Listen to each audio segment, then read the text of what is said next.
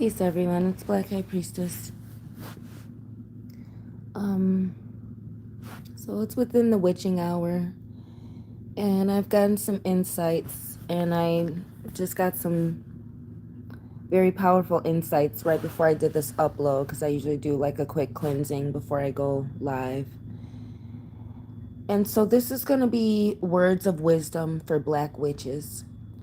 And this upload is for Black witches, meaning Black in terms of me as BlackHighPriestess. I deal with blackness as an energy, meaning the metaphysics of darkness and shadow and gravity, and blackness as a color, meaning essentially my personal affinity for all things black and my connection to that color, and how that's rooted in my particular traits as a witch.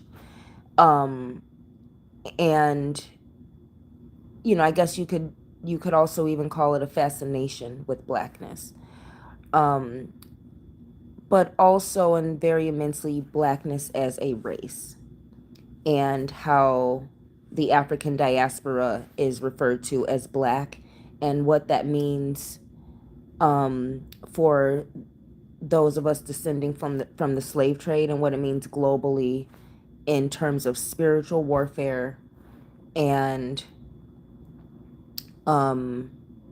how white supremacy contributes to the occult satanic powers controlling earth and humanity and nature and all such things. Essentially how racism and what the black race deals with, and how the oppression of the black race is integral to the new world order and, so to speak, occult powers that are, having unnatural and non-sovereign control over God's creation, so to speak. So, having said that, this upload is wisdom for Black witches, but this is not specific to African diaspora Black. This is specific to Black, encompassing the race, the energy, and the color, so to speak. Having said that, I do want men and people who are not necessarily of African descent to listen to this upload and take heed, even to the things that are going to be specific toward African and African American women. Now, I'm going to start light, and then I'm going to get to the heavier stuff that is related to race. But some wisdom that I want to share for Black witches, and in this instance, Black essentially meaning advanced, meaning bloodline. This is something that has happened. A couple things actually today that I experienced, and I want to talk about hag energy and mental disorders, but I also want to talk about about the Orisha and the wisdom that they gave me, and the difference between a witch and a priestess. So for witches,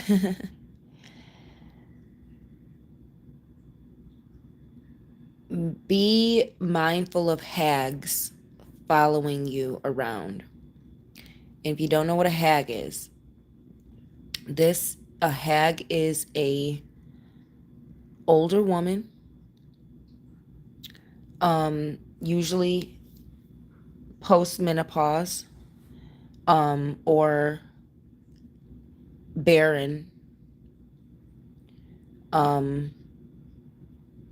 so to speak, just past the phase, of child rearing, whatever, physically, um, or so to speak, just, when you think of Hag in terms of the corrupt Lilith entity, you're dealing with the more satanic version of a hag, which is the woman who actually eats children, or the old bitter woman who actually hates youth, or who eats it and consumes it. And so this is where I want to get to. Peace, Kuji. The Black Witch seems European based. It is the that's why I wanted to explain what my brand references when I talk about how I'm Black High Priestess and the rights that I've earned, versus the traditional term Black Witch, which comes from Europe, and Europe specifically having a very different relationship with blackness than essentially all other indigenous cultures. Um, Black having a very negative connotation in Europe, unlike other indigenous cultures where Black was not necessarily considered negative, save maybe some save maybe Asia, which is connected to Europe in certain ways, and Africa and others. Now, um, yeah, Black Witch is a European based term dealing with a certain type of magic or craft that the person was practicing, not necessarily dealing with race. So, um, why I want to title this Black Witches, because I do want to talk about that more advanced energies. And so back to the piece to you, Kuji, back to the hag. When you're dealing with that Lilith entity of the hag, or the corrupt Lilith, because again, things get corrupted, stories get corrupted, powerful women get demonized. But when you're dealing with a satanic Lilith and how that relates to the hag energy, what I'm talking about with a hag is, one of the main symbols of a hag is an older woman past menopause. All women who are post menopause, all women who are past the age of child rearing, or all women who are barren are not hags. Hag is a specific term for the crone, which is crone meaning crown, a synonym of crown. And when a woman has her crown, when she earns her crown, meaning that gray hair, when she earns that wisdom to have a certain status in the community, that's very different than the hag. The hag who is isolated, who goes off because she is not taking on a role in the community. She feeds off of youth. She feeds off of what she does not have, and the path that the hag feeds off of the virgin energy. The hag feeds off of the younger female, usually female, but not specifically. The hag feeds off the youthful energy. When you get to the more satanic, not just the term hag, but the actual satanic energy of what's the Hansel and Gretel, and I'm saying, where you're dealing with the Lilith energy, where Lilith actually eats babies, and Lilith steals the babies of women and couples, of fertile women, and eats the actual babies. This is when you're getting into Lady Bathory, bathing in virgin blood. For all forms of succubus, but remember, succubus is more of a Black Widow thing. All succubus aren't hag. A lot of times, succubus is just what can you say? A lot the Black Widow, who is the man eater, so to speak. That's more baseline succubus than, so to speak, a hag is you're specifically feeding off of youth and babies, and um taking that particular energy as nourishment and for survival. Even a succubus has more of just like a kind of a man eater energy. um a succubus is a little bit more about control and sexual control, not necessarily specifically tied to youth and babies and innocence. The succubus is tied to a form of purity and innocence, but the succubus is more tied to sexual energy. Remember something about the incubus and the succubus. The incubus and the succubus are sexual energy vampires. That's why I say she's more Black Widow, because the man eater, you're dealing with male female, you're dealing with sex. With the hag, you are dealing with the corrupt crone. You're dealing with a older woman who feeds off of youth. Now, having said that, peace, Ivan. Black people need to support their own. The foreigners don't spend money with us. They put their stores in our neighborhoods. I'm gonna get to the racial things that I want to talk to Black witches about. Um, after I talk about these other first couple subjects. Now, about the hag that I want to talk to witches about. A hag was following me today. And so I want the first thing and again, I know this is for advanced witches, but the first thing I want to let my audience know is one way to recognize a hag in your waking, in your mundane life. Bag ladies. When you see a older woman who looks like she doesn't have a man in her life, meaning she looks like she looks like a stereotypical witch, meaning um she's carrying bags, um and she's carrying carts and she's pushing carts, not necessarily, not strollers and walkers and things like that. She's pushing carts that are full of bags.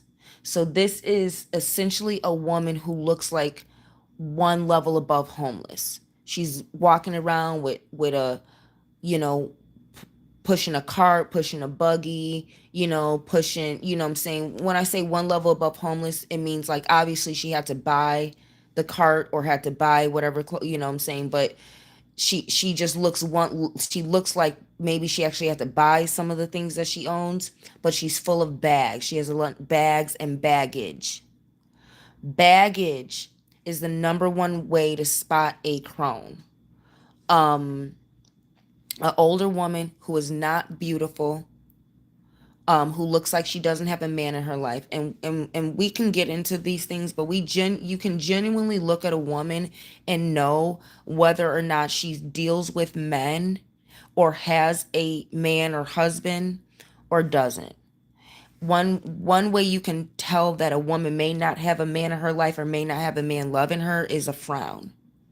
And don't get it twisted. A lot of women have frowns because they're not being sexually satisfied, meaning they're being sexually actually depleted by a man in their life, which is worse than just not dealing with a man at all. A lot of women who don't deal with men, so to speak, who are celibate or who are just single, child free, who don't have any ties to any man.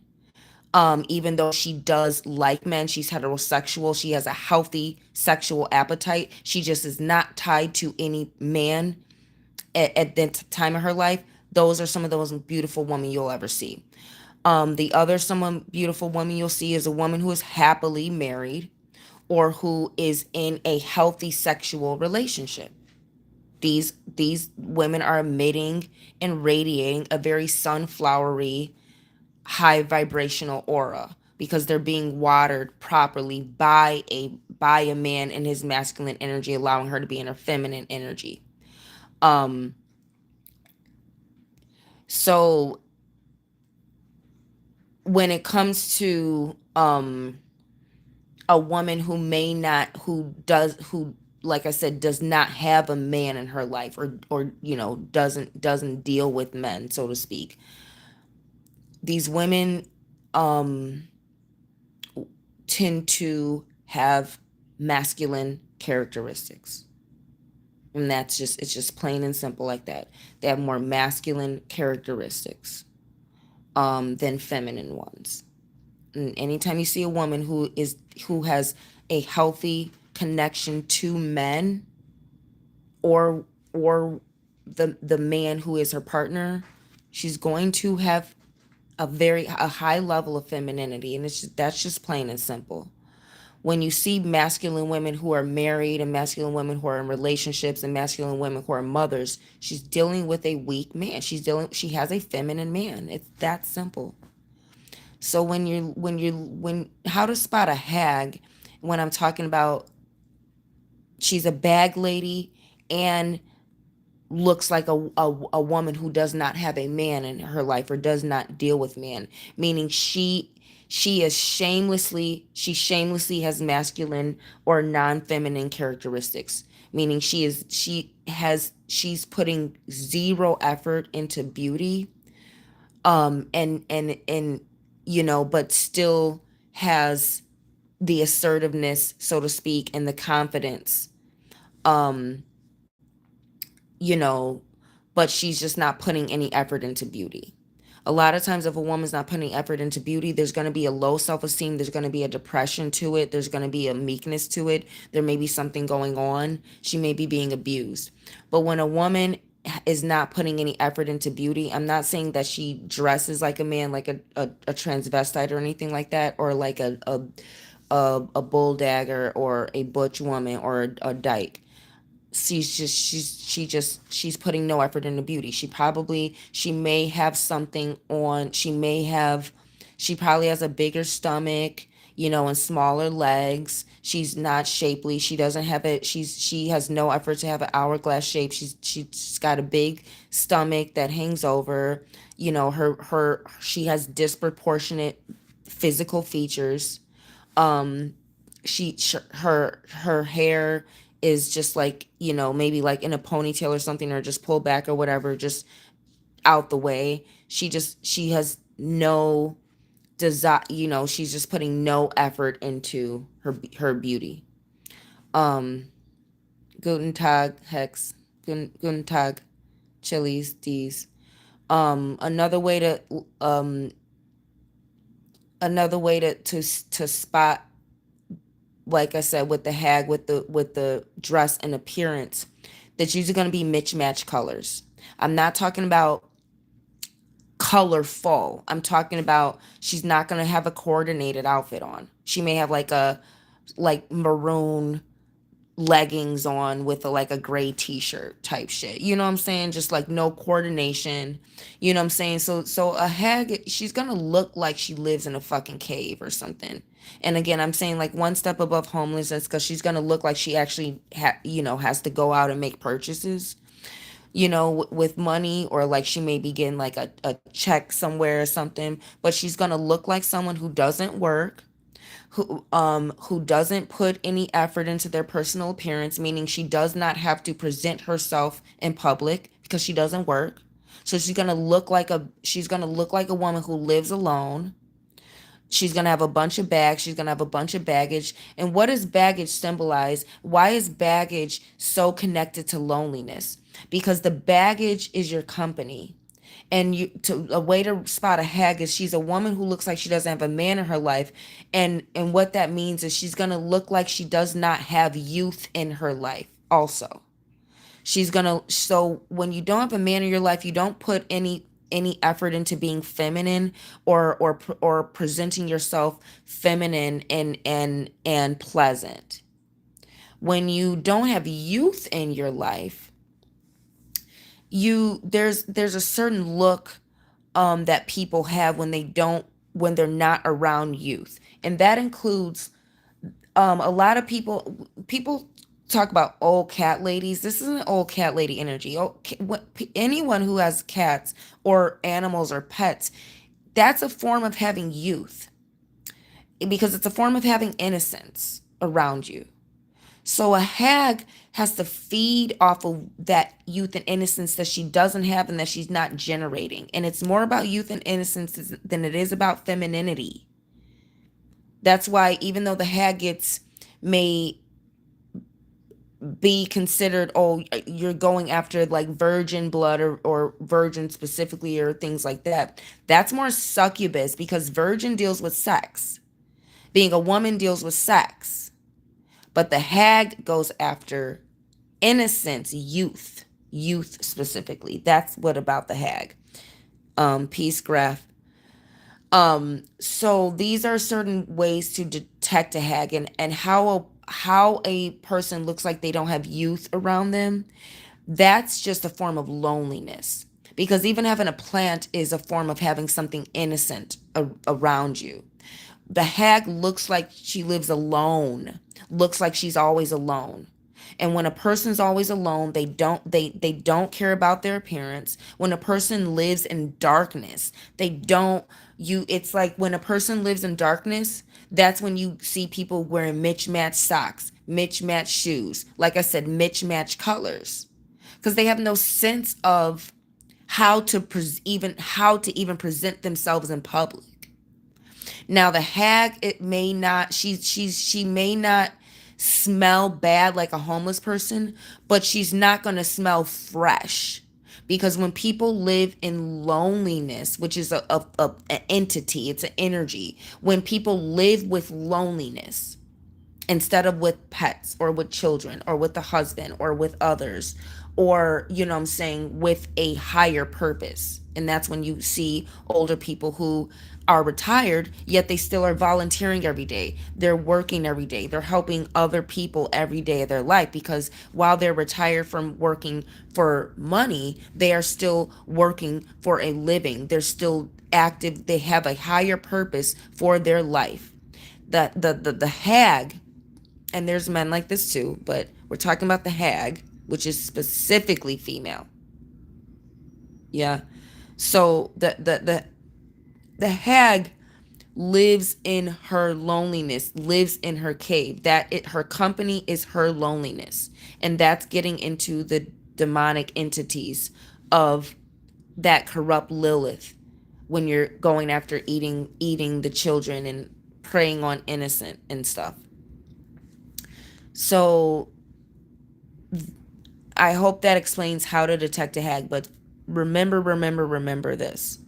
That mismatch thing that I said, they're never gonna they're never gonna look coordinated and put together. They're gonna be full of bags, which symbolizes how lonely they are in life. They're gonna be full of baggage to the point where they're gonna have bags and they're gonna be pushing carts, may have food with them, but they're always gonna be weighed down by baggage somehow. And they're always going to be mismatched. They're whatever clothes they have on, whatever outfit they have on, it's going to be mismatched. It's not going to be coordinated at all whatsoever, and their physical shape will not be symmetrical. Do you understand these things? So and you'll know, and especially for people of African descent, African American descent, she may not look old and wrinkly as in Europe, because the European ages differently. The European climate, the skin, and all these things are different than the African. So when you're dealing with, African hags, you know what I'm saying, and especially in the city, on the trains. If you live in the city, like I'm in Chicago, and you live in a major city where there's public transportation, and part of that, it has to do with any type of subway. You guys know what I'm talking about, how to detect these certain different entities that I'm talking about, specifically the hag. You guys get it. You know what I'm talking about when I'm talking about bag ladies and women pushing carts. But she may not look wrinkly, but you are going to know she's an older woman, because her whole energy, you can tell there's no youth in her aura. Hags are not spry. She's a hag was never going to be walking up straight with a purpose, with posture. She's always going to be bent over in some type of way. She's always going to be bent over as if she needs help walking, and she does need help walking. Remember that about a hag. A hag is never going to be able to walk on her own. And that is why she's outside looking for youth to feed off of. And so my warning to witches is, when you see a woman like this, specifically in public transportation areas where they hang out, and they hang and why are these entities attracted to public transportation, public places? The more traffic, the more, like you said, it's like the more fish in the sea, the more likely they are to spot that right youthful innocent energy that they want to feed off of or steal off of. And a hag will follow you around. And this is what I want to tell black witches. Stop talking to these type of people. Stop talking to older people who you don't know. You need to go back. I don't care how old you are. I don't care if you are 80. If you are a witch and you have power, you need to always behave like a child whose parents told them, don't talk to strangers. I mean this so sincerely. Don't talk to strangers. And stop talking to strangers who are friendly and trying to offer you conversation and all this and that. Stop talking to strangers. Stop talking to these older hag women who try to come and be nice and ask you questions and try to talk to you and ask you how your day is. Stop talking to people like that. Because because hags, their whole the something, okay, advanced witchcraft, sympathetic magic. Sympathetic magic is what the hag witch uses. Sympathetic magic is what the older witch, the older cookie cooking grandma, like so innocent, I'm your grandma energy. That is some of the worst, most dangerous energy that any witch can encounter. Stay away from the older grandma energy, because that's sympathetic magic that these women use to make you feel obligated to her, as if she's some grandma figure, and she wants to make you feel youthful and innocent, so you feel obligated to deal with her, when it's clear that she's a hag who you don't know and don't need to talk to. She don't need to know you. She's just trying to steal your youthful energy. And anyone can have youthful energy. You can have youthful energy when you're 88, when you're 108. You can still have youthful energy. And that is what a hag is going after.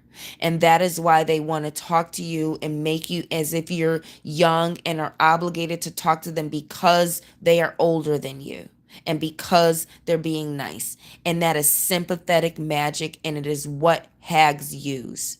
And they stay in high traffic places, and I told you how they look. One step away from homeless. They just don't smell bad, you know what I'm saying? They don't smell good. They just don't smell fresh. Which is why personal hygiene is the number one quality anyone should look for in a friend, in a partner, in a mate, in a job. I don't care what it is. Hygiene and cleanliness is the number one quality, because it is the closest thing to godliness. And this is the difference. And this is one of the other differences between a witch and a priestess. You can be a witch and have certain traits, and you can travel the world and do this and do that and meet people. But a priestess, a witch only has responsibility to herself among humans. A priestess has responsibility to a community. And a priestess is already married to a powerful entity. So 9 times out of 10, she's not going to have a husband. It's not that she can't have sex. It's not that she can't get married. But 9 times out of 10, a priest or a priestess is not going to have a physical partner, because we have the most powerful entities that have taken us as spouse and have sex with us through people of their choosing. And that's some stuff that a lot of even witches don't really understand. That's a difference between a witch and a priestess. A witch is may pact with these, may have bloodline traits that allow you to do supernatural things. A priestess has an entity that she is married to. Stark difference. That's why all priestesses are not necessary. You know what I'm saying? Are all priestesses witches? I would say being a witch is definitely a prerequisite to being a priestess, because it is a bloodline trait. But remember, you can be chosen to be a priestess. A witch it's a bloodline trait. You got it from your parents. It's a physical bloodline trait passed down, and it is a metaphysical reincarnation or incarnation that is passed down. But a priestess has responsibilities that a witch does not have. And if a priestess leaves the community that she is priestess of, whether that community recognizes her as the priestess or not, if she leaves that community, all the blessings will go with her. That's why a witch can travel without consequence. But a priestess, when priestesses travel and leave, the community will suffer. This is why, if you are a priestess, and if you are initiated by humans and you're recognized by humans in a certain community, that's very different than being the actual priestess recognized by the ancestral spirits of that land to be a guardian of that land. Because when you leave, the blessings leave with that land, and anyone who's still on that land will suffer if they were benefiting just from being anywhere near you. A witch is not taking responsibility for certain things. A witch has bloodline traits, but a priestess has relationships with things that are ancient, and has taken on responsibilities, marriage responsibilities. And so to so I back to with the hag. um I forgot where I was going with that.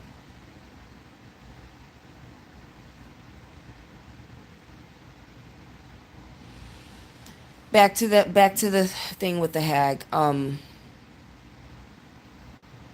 Which is, it's important to protect yourself. Peace, J. Rogan. um Back to why it's so important. A hag will follow you. um a hag will follow her target. And like I said, with the sympathetic magic that hags use to get Cap, that's a witch. Andrew Knox. You talking about my bonnet? But yeah, and yeah, witches. Another difference between witches and priestesses. Priestesses in general, and this goes for priests, for the males too. In general, we have a responsibility to keep our head, including our hair, sometimes covered. A witch does not have that responsibility. While a witch may have uncanny hair, or unusually long hair, or unusually thick hair, a witch does not have the responsibility to cover the hair up. Priests and priestesses do. And that covering deals with the marriage that we have to certain things. Because The witch has responsibility to self among humans, but the priest and priestess has to stay covered because it's necessary to put a barrier between us and the human.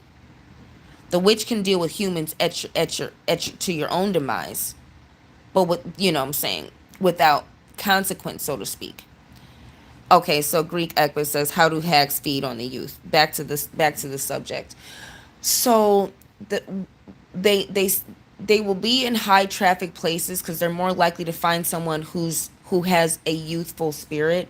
And what they'll do is they may follow you.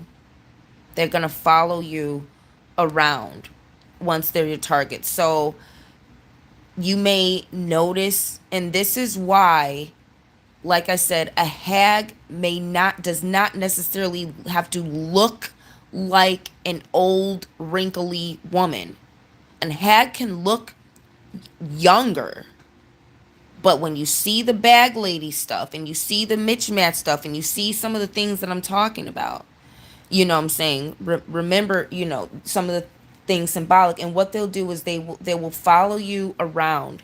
They will use sympathetic magic to get you to feel like some type of grandchild of theirs, not just a child, like a grandchild, like, oh, you got to talk to me like I'm your grandparent, like, you know, you know how grandparents talk to the younger children, like asking questions, checking on them, trying, you know what I'm saying, when they talk to you like they're your grandparent and they don't know you.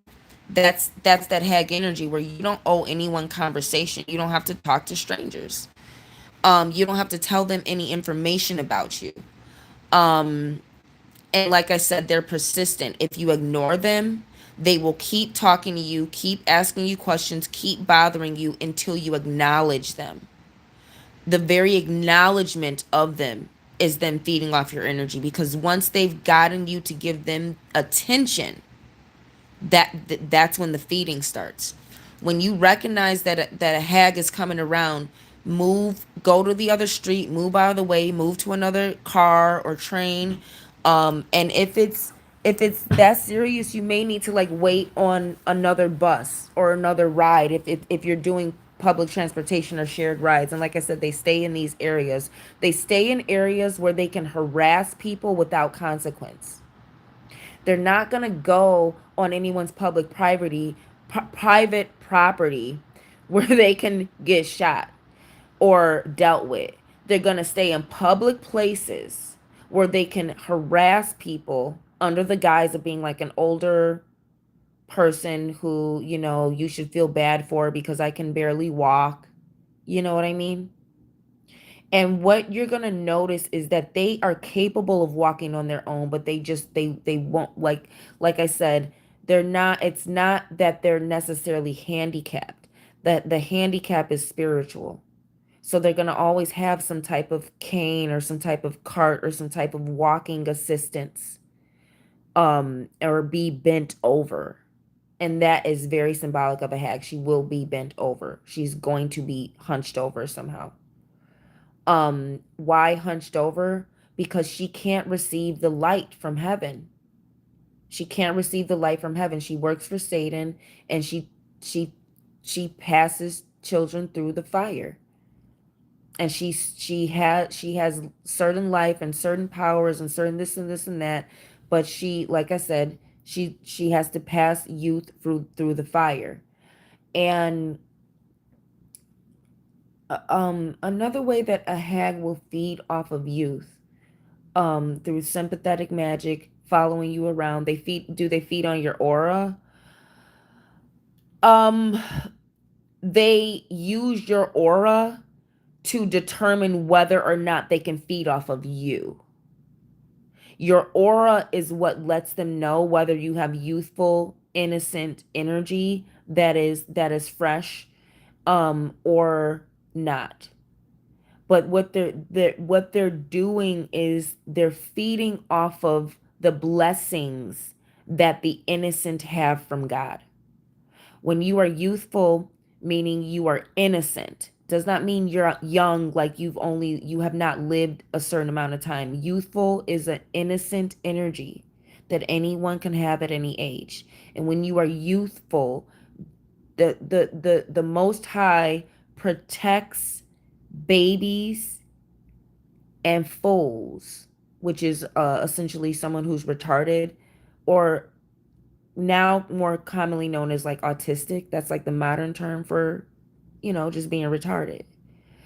And or mongoloid, which was the former term for retarded. It was mongoloid, and that had to do with the fact that people who were retarded had a certain look in their eyes, had a certain Mongolian or Asiatic, or even albinoid eye structure. You know, again, this is advanced witchcraft lessons, but God protects babies and fools. A baby is the most innocent because they have not had any like experience to, so to speak, like make a decision or whatever, but is the youthful innocence. It is the innocence. God protects innocence. What How can innocence show up in somebody who's not actually a baby? Morality and virtue. That's how. So that's what the hag is feeding off of, innocence. If you are not an actual baby, which, like I said, Lilith eats babies. What's a baby? Um, I would say 2, maybe 3 years, 3 years out of the womb. So that's a almost Bluetooth device is connected that's successfully. almost a year. That's 9 months, so to Bluetooth speak, device in a is ready to human pair. womb, because again, babies are not just human. But that's about 9 months in a human womb gestation. So again, really no older than a 5-year-old human, or the equivalent across any species. That would be a baby. How can that form of innocence show up in somebody who is older than 5 years old? Innocence, morality, virtue.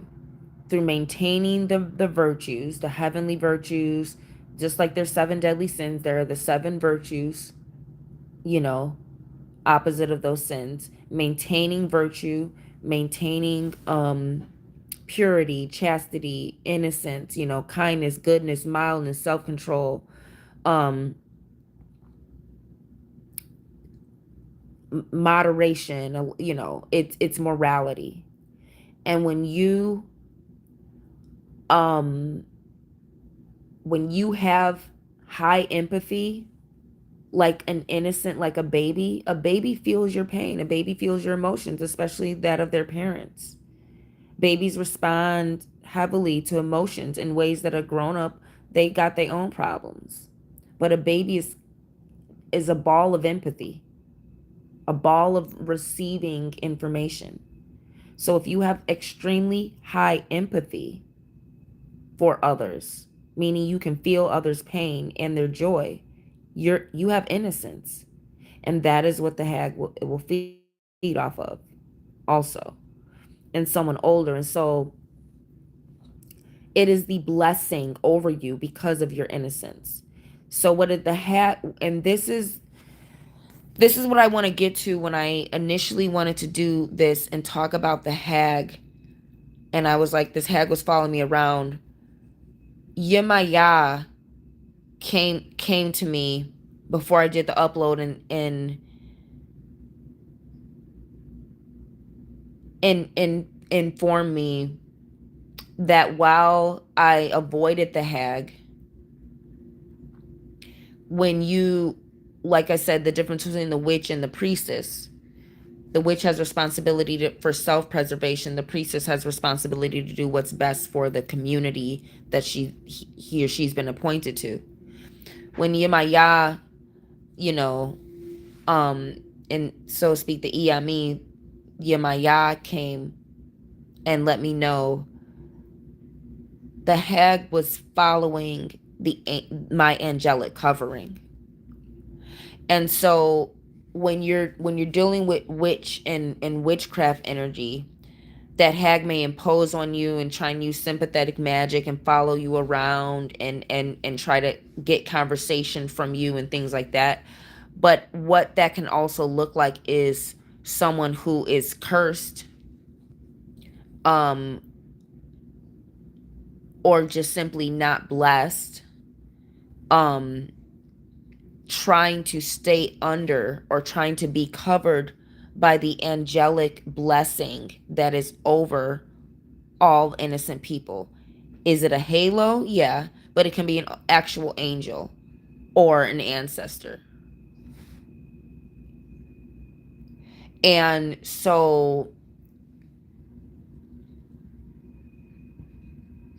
I initially wanted to warn black witches about hags feeding off of your innocence, your morality, your purity, and this may particularly happen to women who have sexual self-control, meaning you don't have a man in your life even though you are sexually healthy, you are just not sexually active.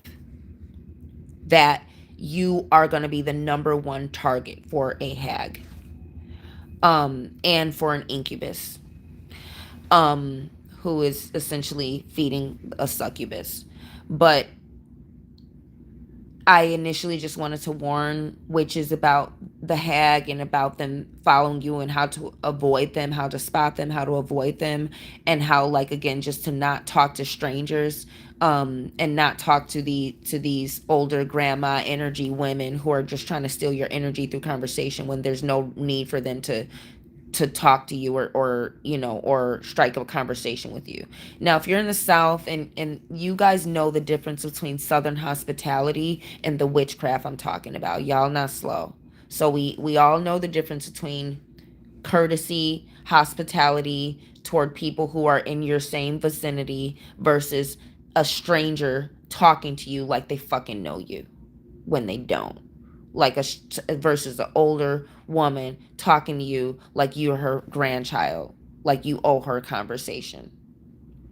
Um, but Yemaya showed me also that, and again, when you get into being Christ-like, it's like, oh, this person who does not have blessings, or it may actually be cursed, is trying to come under the covering that I have over me, and was just trying to be under the angelic covering or the ancestral covering that I have over me. And so that can be another way for those who are at priestess level, um or who are um dealing with the more dealing more Christ-like or ascended master energy versus just purely being a witch among humans. If you're dealing with that more Christ-like priestesshood or priesthood, you may find that hags and people who are essentially cursed or afflicted, with by old age or by ailments or by loneliness, which is a demon. Loneliness is not just, like I said about the hag, the main thing, they live with loneliness. That's what they live with. And loneliness is going to look like darkness, it's going to look like silence, it's going to look like desolation, it's going to look like isolation, but they're living with the weight of loneliness. They're living with the heaviness, of loneliness. And it sometimes starts with grief, and it can look like grief, but grief, you can see it.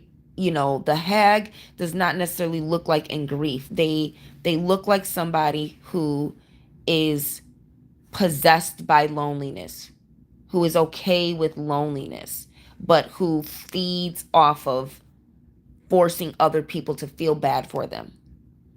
Sympathy magic, sympathy witchcraft. All right? They enjoy being alone. They enjoy being in the dark and not dealing with people. When they, the only reason they come out into public is to feed off of youthful innocent energy. And another thing about people like this, like I said, some may just, if you want to have that Christ-like version, and look at them as, okay, they want to be covered, and they want your blessing, go ahead and be nice to them. You can talk to them, you can give them your blessing, because remember, when people was touching Christ and was touching his cloth, he asked the disciples, who touched me? But there was crowd squeezing on him. But when someone touched him with the intention of taking that energy for their own healing, he felt it leave. So if you are okay with people siphoning your energy as if you're Christ, go ahead. But remember this, you are not Christ, and you don't owe anyone anything. Um, but that's an exalted way and a more empathetic Yemaya way to look at it, as people who are cursed and afflicted or lonely are looking for some sort of blessing, and and want to experience the blessing. And you can't blame some people, but realistically, a lot of times these are hag witches who have packed it with the devil, with a devil or the devil, and they're living their life in a way where they have, the only time they can come out of the shadows is when they have to feed, and the rest of the time they're being controlled by Satan, and he's playing games with their mind and everything. And this is why I just don't talk to people like this. You don't owe anyone anything. Avoid them at all costs. Stay away from them. um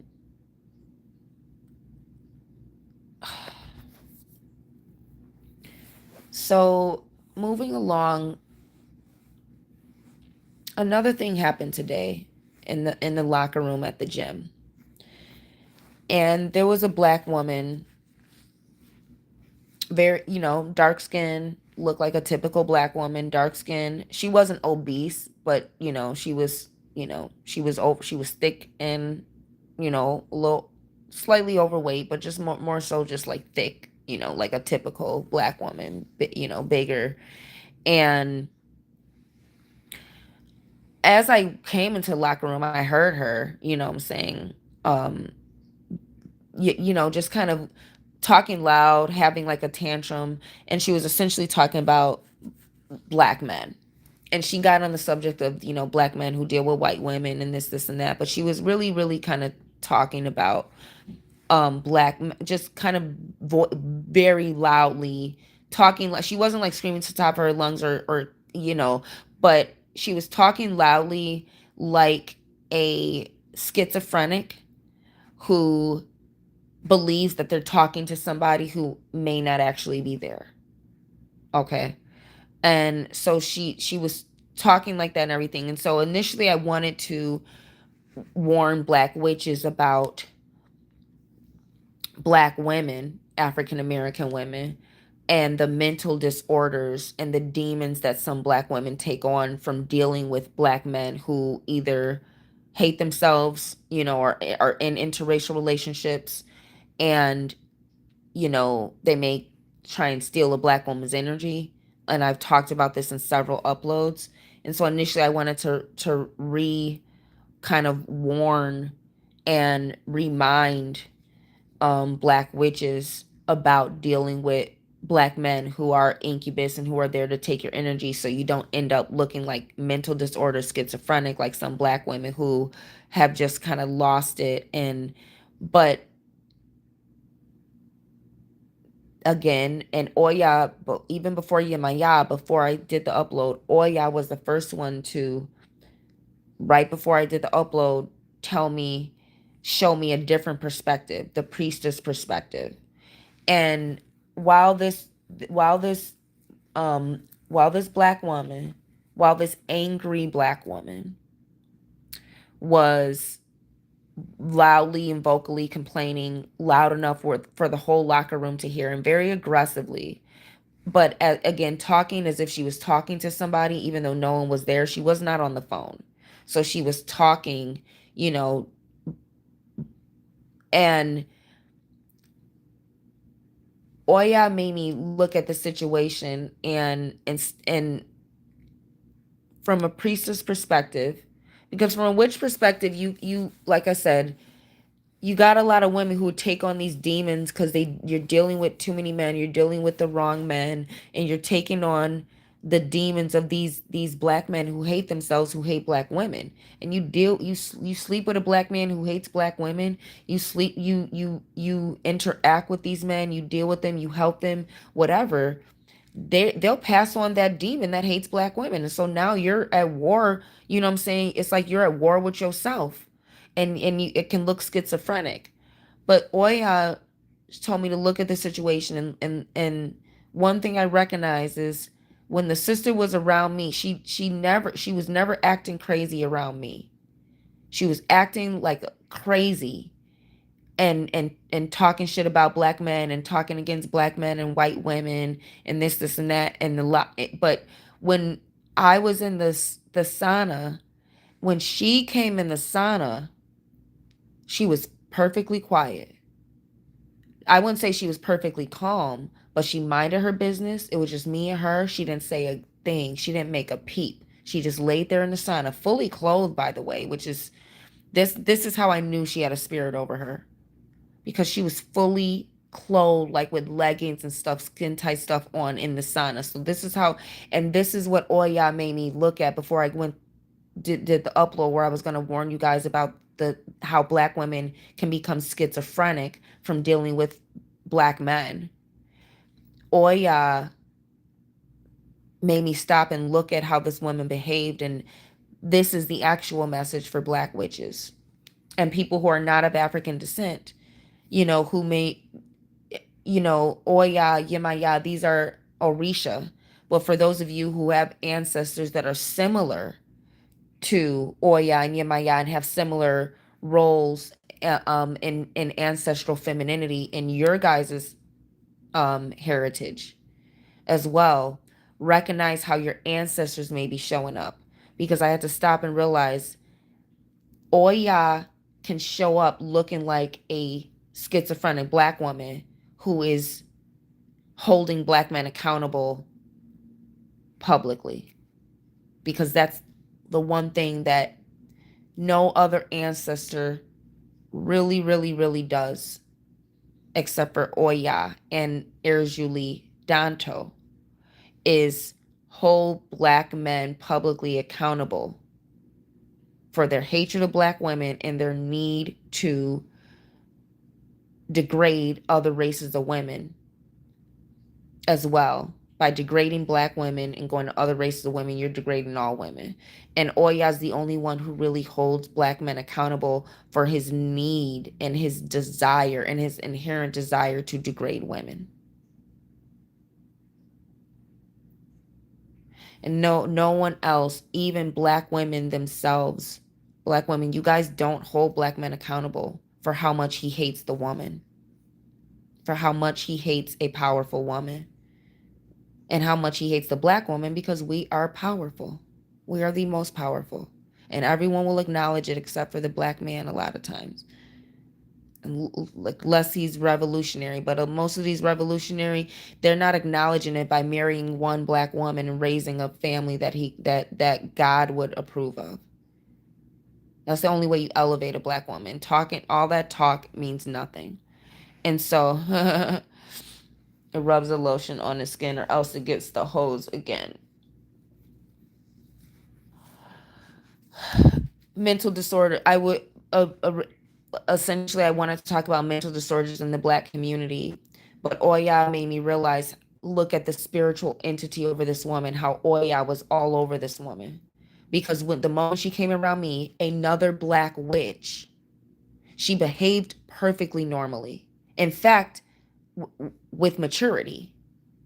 But when she was around, when she was in the area, in the place where it was mixed, and there was, a lot of white people, and there was a lot of white, what I'm saying? What she was doing was actually clearing the air in that gym that I frequent. She was clearing the air of the probably consistency of white women who come in there with hatred for black women, who are sleeping with black men, or the black men who come in there with hatred for black women, who are sleeping with white women. And she was clearing the air for me, for that to be a place for me and my healing and my rituals. Because going to the gym is a daily ritual. And it can be for you all too. And it can be for black women too. But that was the actual message. And I had to stop and realize that. And that's why it's so important, because I wanted to talk to you all about the hag and warn you all about the hag. But then Yemaya reminded me, as those with youthful innocent blessings, we can choose whether or not we want to actually share our blessings in a Christ-like way, or whether or not we want to preserve it for the people we love, like our pets, like our husband or spouse, like our children, people who are actually in our life, who we choose to cover with our blessings, instead of other people who want something that is not theirs. But you can share it if you want to be Christ-like. And just like I saw the sister acting crazy, you know what I'm saying,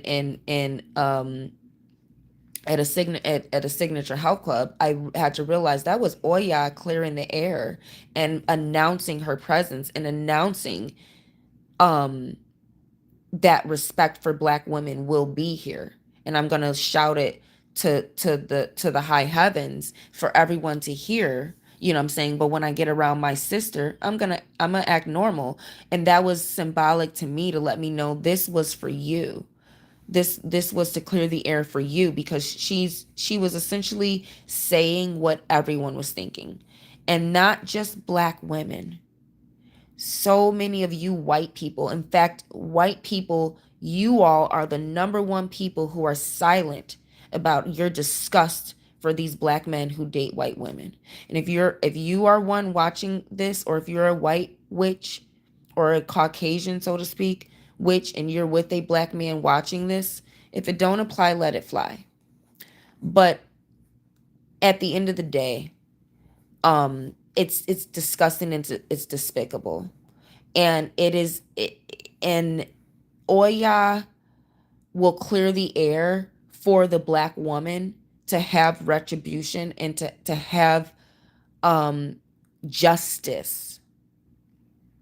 Prophet Muhammad worked with the power of Allah. Steve, come back to God. Peace, Steve. Allah Akbar. So Oya deals with that justice, and she is specific with justice for black women. You know, she's our African warrior. She's our Orisha. And while there are warrior females in every heritage, Oya is the number one who will bring justice to black women who are being mistreated because of racism. And racism starts with the black man's hatred of us. The racism only works when black men are against black women and are for white women. That is the only form of racism. There's no other racism. There's no other way to defeat there's no other way to oppress black people. Steve, again, if it don't apply, let it fly. But this is advanced witchcraft.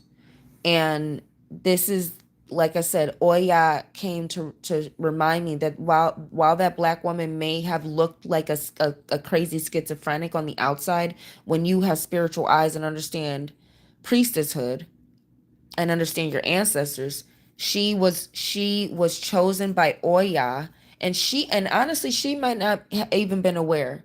But when the ancestors choose you, and this is the difference between a witch and a priestess. A witch may have bloodline traits already, you know what I'm saying, and a witch can deal with spirits and entities and stuff, but a priest or priestess is chosen by an ancestral force. And a priest or priestess like Whoopi Goldberg and Ghost can through the highest empathy, be possessed by that entity and embody that entity. Embody, literally, be that can allow that entity to safely live within his or her body for for a given amount of time. Sometimes it's a lifetime. Sometimes people remain a reincarnation of a god or goddess. Sometimes that god or goddess has chosen to live in that same person's body for that person's entire physical lifetime. All right? And this is when you get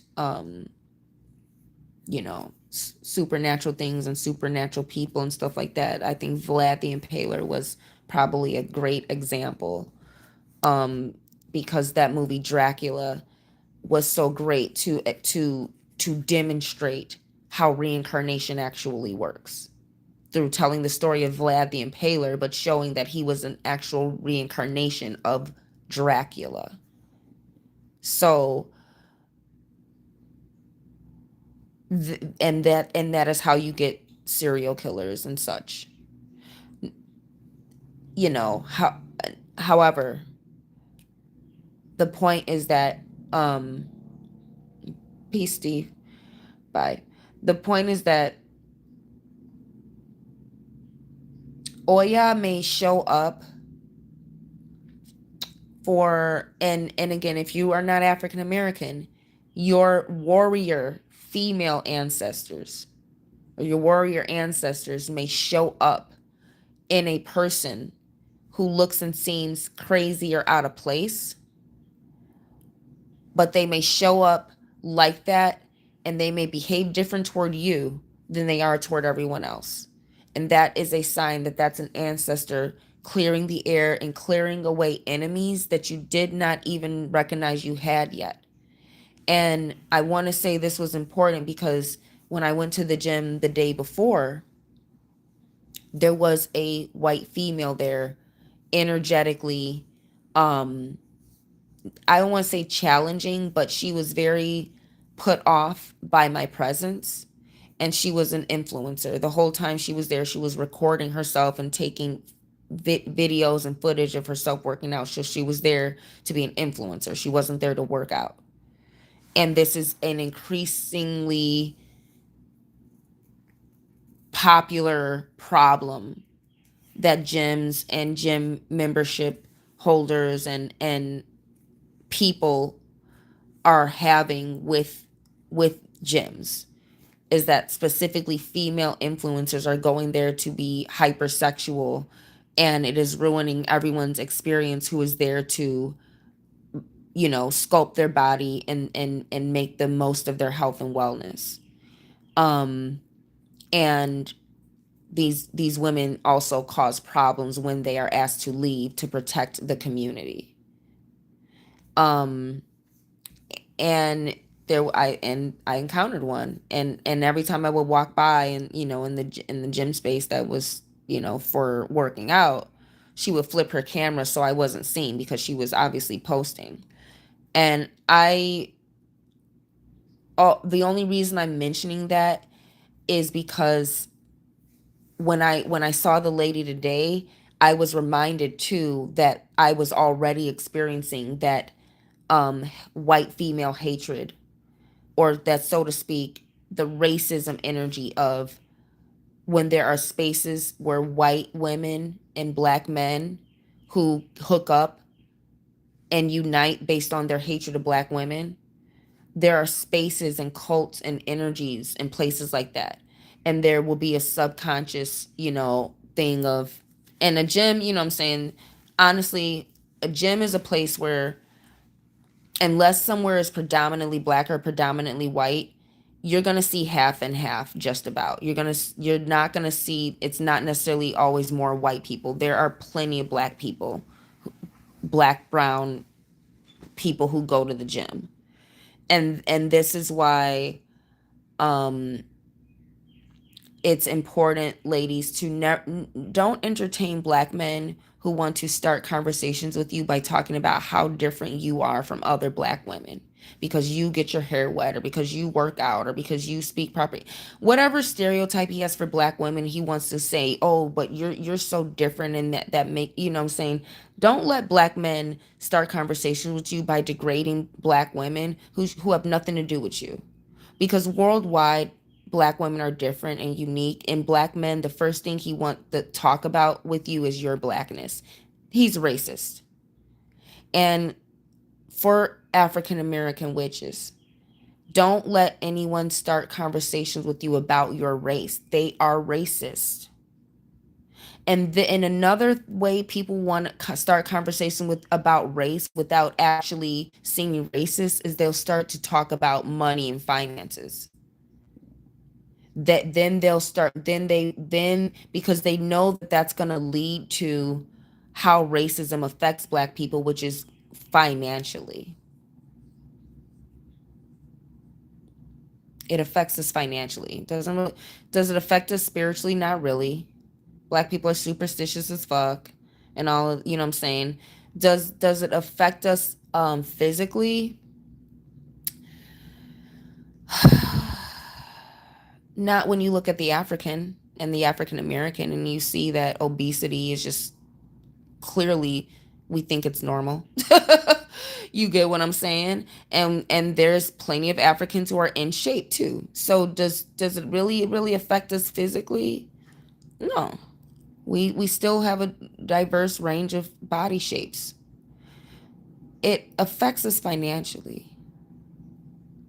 Racism affects black people financially, doesn't affect us psychologically, does not affect us physically, does not affect us emotionally, doesn't, you know what I'm saying?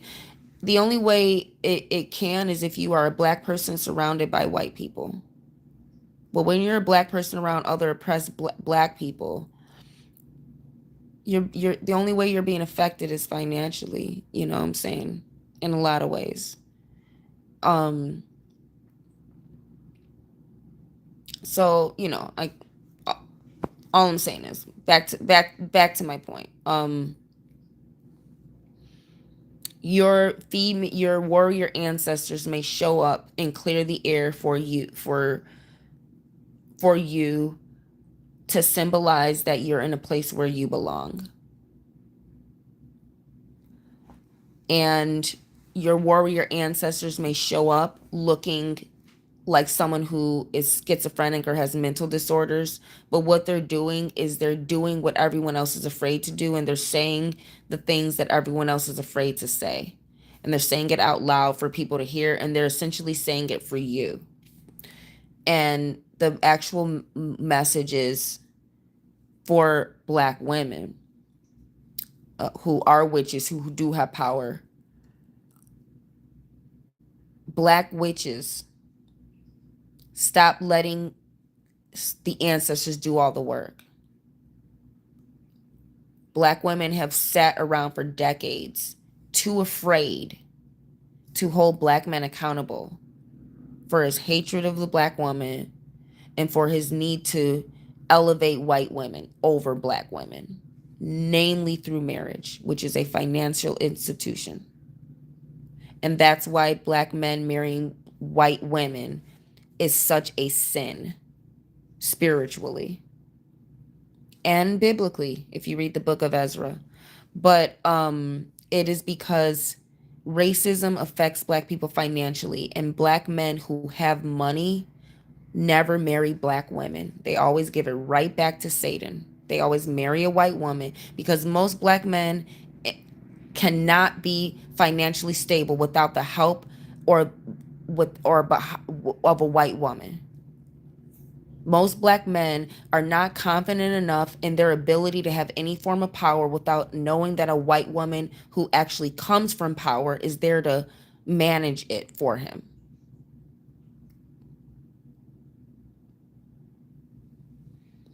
You know? So black women, the message from Oya is start to speak up for yourself. against racism, because you're the only one being affected by racism. The black men are not affected by racism unless they love black women openly. That's why most of them are hiding behind white women, because they don't want to have to deal with racism. They're hiding behind the white woman, so she has to deal with it. Because that's who gets held accountable.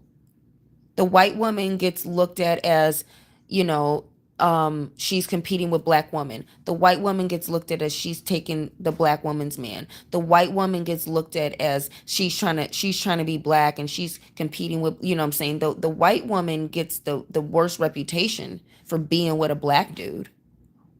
When it's the black man who's full of hatred. And I'm not saying this stuff is not true about these white women who get with black men.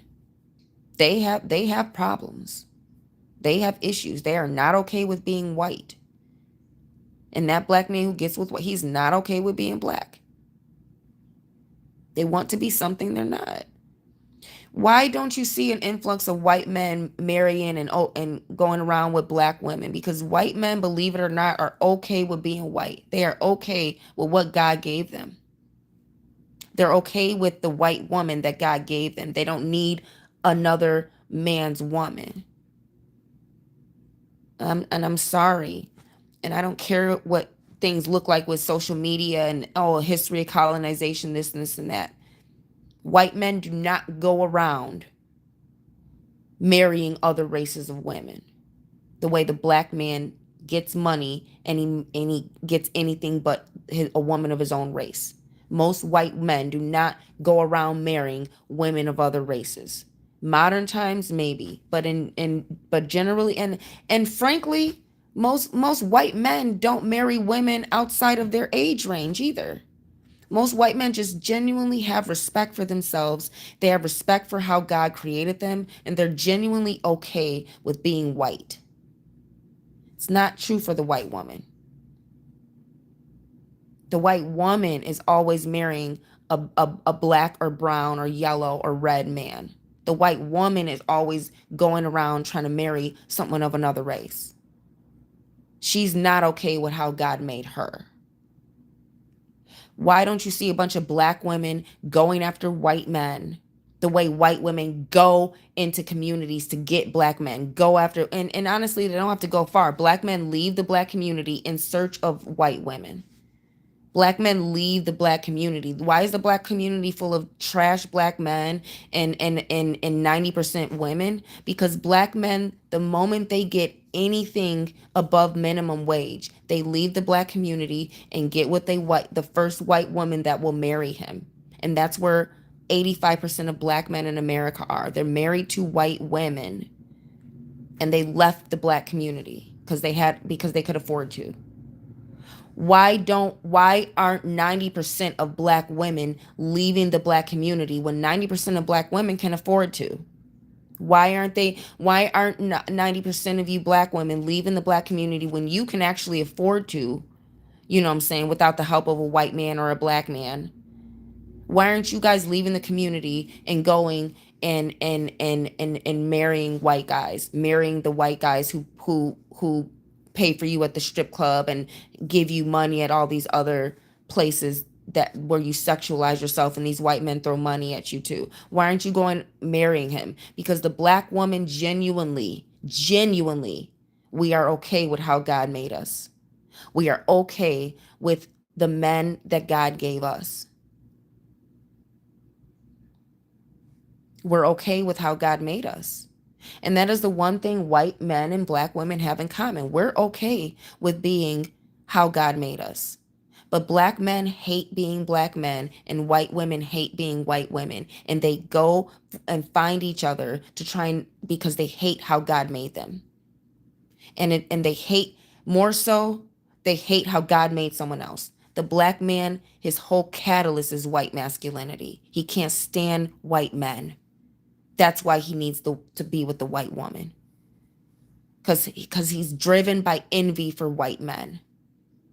And the reason why white women submit to the black man's envy for white men is because she not as often as the black man is, but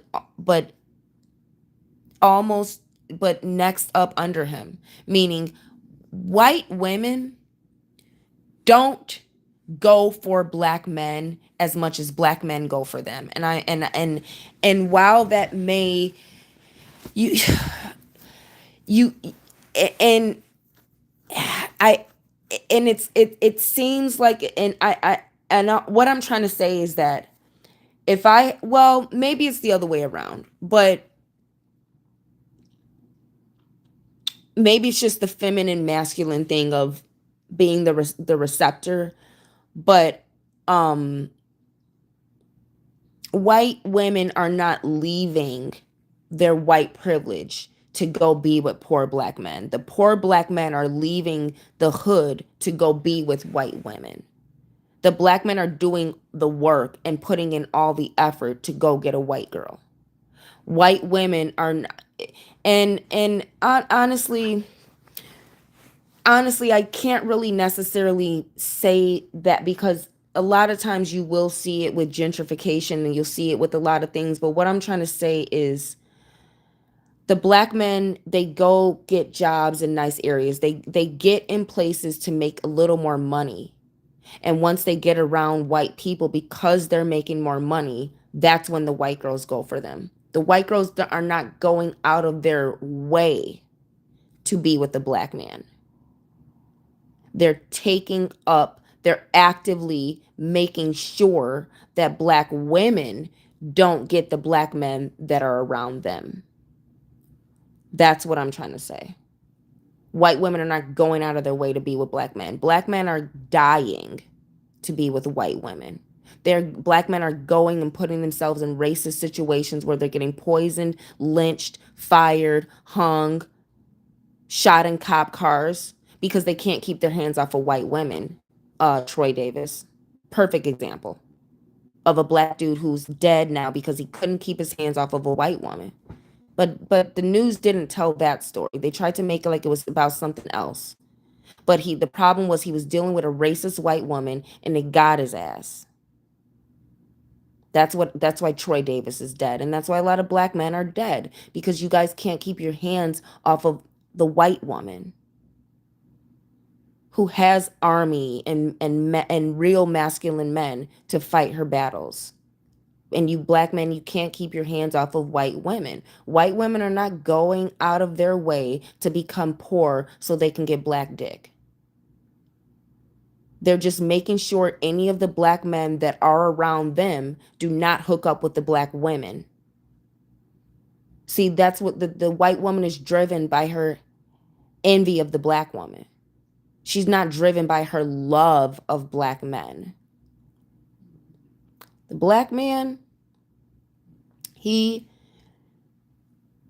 is driven by his hatred of black women, then by his hatred of black men, or by his hatred of black women, his hatred of white men, then by his love of white women. The black man loves degrading. He loves what the white woman represents. And again, I don't want to, it's not really love when you just love degrading a woman, but he loves his ability to get his hands on something that's considered the most precious thing in the world, white femininity. He loves his ability to get his hands on that and degrade it. Why is that? Why is the black man more concerned with degrading white women through marrying her publicly and turn her and making her look bad to her race by, marrying her and going after her and, oh, I'm gonna get a white girl, I'm saying, why is the black man so preoccupied with getting a white woman than he is with helping his community?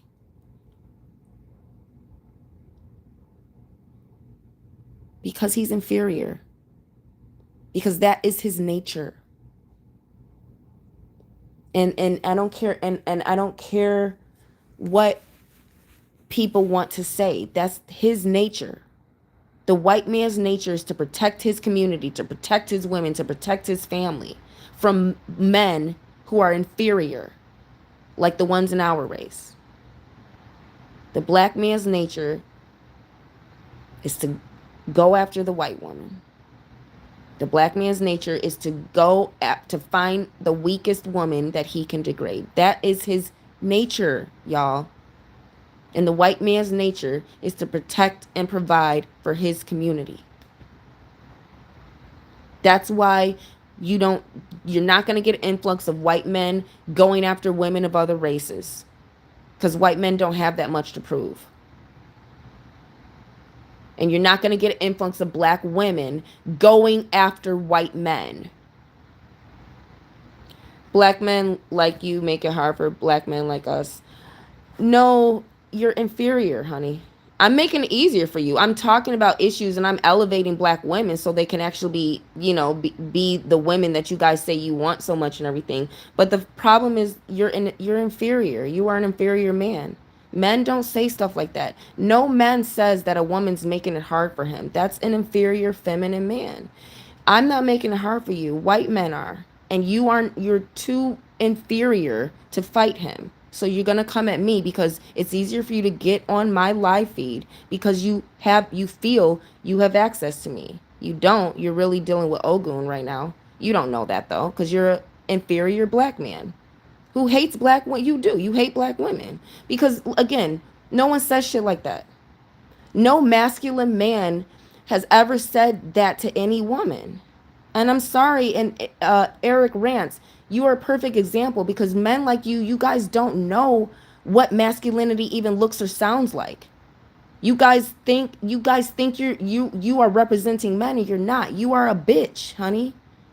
Cause brothers don't talk like that, baby. You sound like a bitch. Because you're an inferior bitch. And honestly, you sleep with white women. And that's why you're on this feed, trying to find some retribution. You know what I'm saying? And honestly, you're not even worth Oya even punishing. Oya, for Oya to punish and bring some of you black men to justice by holding you accountable, that's a form of love. Eric, the ancestors don't give a fuck about you. You need to go deal with your white women. Because you're not part of this. There's more white witches and European witches and Caucasian witches and warlocks on here who I'm talking to. You're not one of them. Because when you have power, these bloodline traits that I'm talking about, your race don't matter. Your race don't make nothing harder for you because you got powers that are supernatural. And this upload is wisdom for black witches. And I'm glad you're listening. But you are a great example of what I'm saying when the black man is genuinely inferior to white men, inferior to other races, and inferior on this planet. Because animals don't even behave as savage as the black man does. Animals don't even go to another species and disregard the counterpart that was created and designed for him. Only you do, Eric Rants. And you don't speak for all black men. All right? And so how your warriors may show up for you is they may clear the air by saying what needs to be said or bringing things to justice in a way where you can now frequent a place ritualistically. And that's what Oya was doing when she was clearing the air and announcing for the whole locker room to hear that there will be respect for black women in this place. And she was establishing that so that can be somewhere where I frequent and go to the gym, a place where black men are going to claim that black women don't. And this is a perfect example why I said black women, black witches especially, never let a man start a conversation with you based on your blackness or based on comparing you to other black women or anything like that. He's racist. There's nothing more low class than talking about someone's race. Making a witty joke about heritage or ethnicity or like a cultural clash or something, making a witty joke, that's probably the only appropriate time to ever talk about race, unless you are a sovereign who is merging your nation and uniting with another nation. And that was the only reason interracial marriage ever happened before slavery. Really.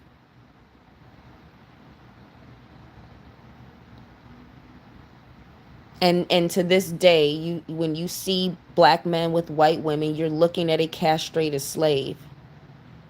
And when you see these white women with these black men, you're looking at a woman who is in fierce competition with black women. You will never meet a white woman who has nothing to prove dating a black man.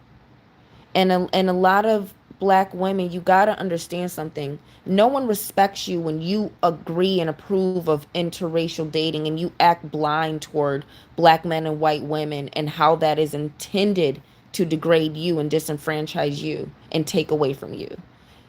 White what I wanted to mention about what happened in the locker room was 10 years ago, maybe even 5 7 years ago, when the whole Trump thing kind of started and was really like heavy, and when race, kind of emerging with race wars.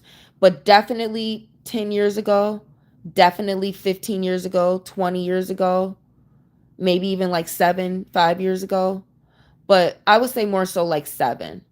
But I would say since COVID and the New World Order and all this liberal agenda, in the locker room, nobody said anything. People just allowed this woman to act crazy and talk loud and behave. No one said anything. No one tried to check her. 7 years ago, 10 years ago, 15 years ago, 20 years ago, all the white women would have been arguing with her. The white women would have probably called security on her and got security in there. Um, the black women probably would have been trying to calm her down and see what was wrong and figure shit out, because black women just learned 2 years ago how to mind their business. Um, and a lot of the white women would have been talking amongst each other, like, oh my God, what's wrong with her? And kind of talking amongst each other, probably making fun of her, and probably feeling a sense of thrill and amusement at a black woman's pain, and at a black woman openly um at a black woman openly holding black men accountable for how they deal with the white woman and how they deal with the black woman. A lot of white women would have felt empowered by that. They would have felt amused. But in the locker room, everybody acted like nothing was going on. Everyone could hear it, but nobody reacted. And I blame COVID and the liberal agenda and a lot of stuff on that, because what the liberal agenda has done is it's allowed black people to get away with murder, and has allowed black people to be on their absolute worst behavior with no consequence, and sometimes with reward instead of consequence.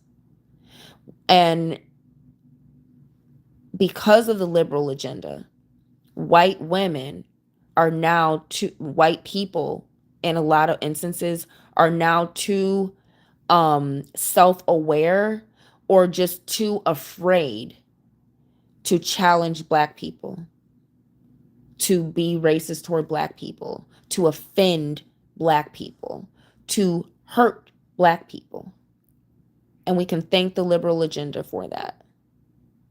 But we can also thank the liberal agenda for the black fatigue that the world is experiencing, because the other side of that is black people now worldwide are on our absolute worst fucking behavior.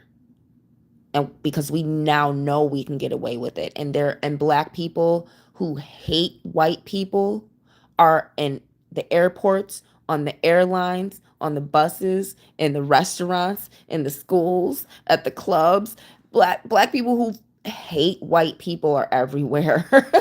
And it's hilarious, but it's real. And that's why black fatigue is happening, because black people are on purpose being on their worst behavior around white people on purpose. Cruise ships. Y'all know what's going on with black fatigue. And it's because the liberal agenda has effectively rendered white people null and void publicly. What we're not, what we people are not talking about, and are acting like is not happening, is white people are silently, secretly, really for real getting back into their KKK shit, because they're not going to tolerate it for too much longer. They're not finna fucking tolerate the shit too much fucking longer. So what we're not talking about is the actual war that white people, not niggas, white people are preparing for. And what we're not talking about is how black fatigue is putting a lot of black people who are upstanding citizens in danger, because white people are getting ready to eliminate the problem. And we saw that they didn't give a fuck about storming the Capitol. So think that they give a fuck about coming together and killing a bunch of niggas, because they already they stormed the Capitol, and they figured out that they can't arrest all of us. They did that to see whether or not the government was gonna be able to get them or not. And they got what, 3 motherfuckers went to jail that stormed the Capitol. They got like 3 of them or some shit. They wanted to prove that they can have the thing of like, well, they can't get us all. And you think for one fucking second white people worldwide are not for real type shit. Not these black gangs that essentially, and some of them act like they don't know, but really work for the government and work for these white supremacists who got them in their hands, because the black gangs stopped protecting the community. Because where the fuck was y'all during Tulsa, Oklahoma? But anyway, black gangs stopped protecting the community, and started working for white supremacy. I would say about the late 80s, early 90s, when right around the time when gangster rap was contrived by the CIA. So when I'm talking about how white people are preparing to eliminate the problem of black fatigue worldwide, they're preparing the way white people prepare. We're not talking about gang shit where 75% of these gangbangers can't shoot straight, killing innocent children, and you got a bunch of baby mamas and this and that to take care of, where you can't even really focus on community shit like these white people be organized out in the forest, national parks and shit. They're ready to eliminate it. And what I'm saying is, when they get ready to deal with black fatigue, they're going to see black people. They're not going to see, oh, you're educated, you're college educated, oh, then you're not a problem to us. They're not going to see, they're going to see black and white. And so what black fatigue is doing is it's putting all black people in danger of being dealt with by these white people who are over it and have the power to do something about it. Always have, always will. So peace, Chef Jeff. All I'm trying to say is, for black women, and what I saw happen in the locker room, and the fact that no one really responded and reacted when 10 years ago, 20 years ago, especially when Kanye West, put the Kardashians on the map by what I'm saying, making it popular to carry around a Negro as your husband for white women. You know what I'm saying? Back then, the white women would have reacted differently to this black woman speaking her truth. But now everyone just allowed it, listened to it, absorbed it. But what I wanted to say was, the other reason why no one responded is because so many white people agree, and there are far more white people being silent about their disgust for black men with white women, and for white women with black men. So many white people are being silent about it, that the locker room was quiet, because a lot of those white women agree too. A lot of white women, especially spiritually activated witches and stuff, a lot of white women know that this interracial dating and marriage is an act of racism. A lot of white women who are sacred keepers of the planet and all things understand the competition behind it, the hatred behind it, the slavery behind it. And I would say there's more white people being silent because you can silently benefit from it, but you know it disgusts you because you see something that's wrong and you see something that's intended to hurt another, and you see something that is intended to take away from the black woman what is rightfully hers.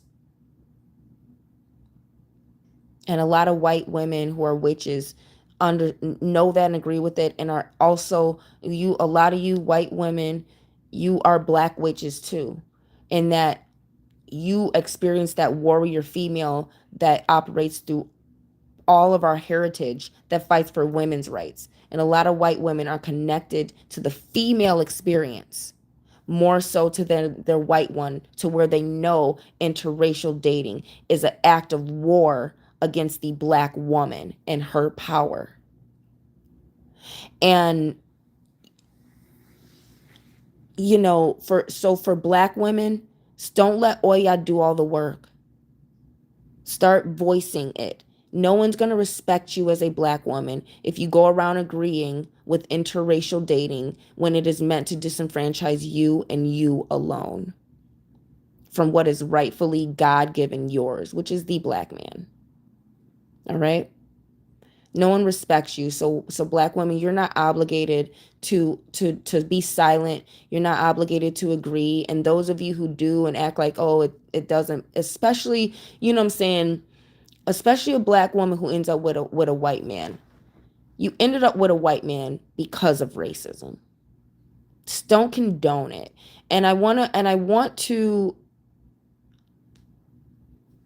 mention the other day when I went to see Together or Fantastic Four, one or the other, 3 trailers in a row, 3 movies coming out this year in a row had white men with black women romantically. 3. And they were all 3 action movies. Sass and Baby Cakes. No one belongs to anyone. Love is love. Who cares?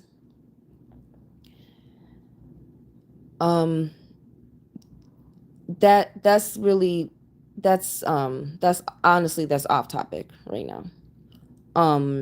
This is for black witches. This is for people who know better than that bullshit. You need to go. You and Eric need to go in the new world order where you guys belong. Go be part of the problem. This is solution oriented. So if you're not here to be part of the solution, go be part of the problem. Where disenfranchising black women is called love instead of racism. All right?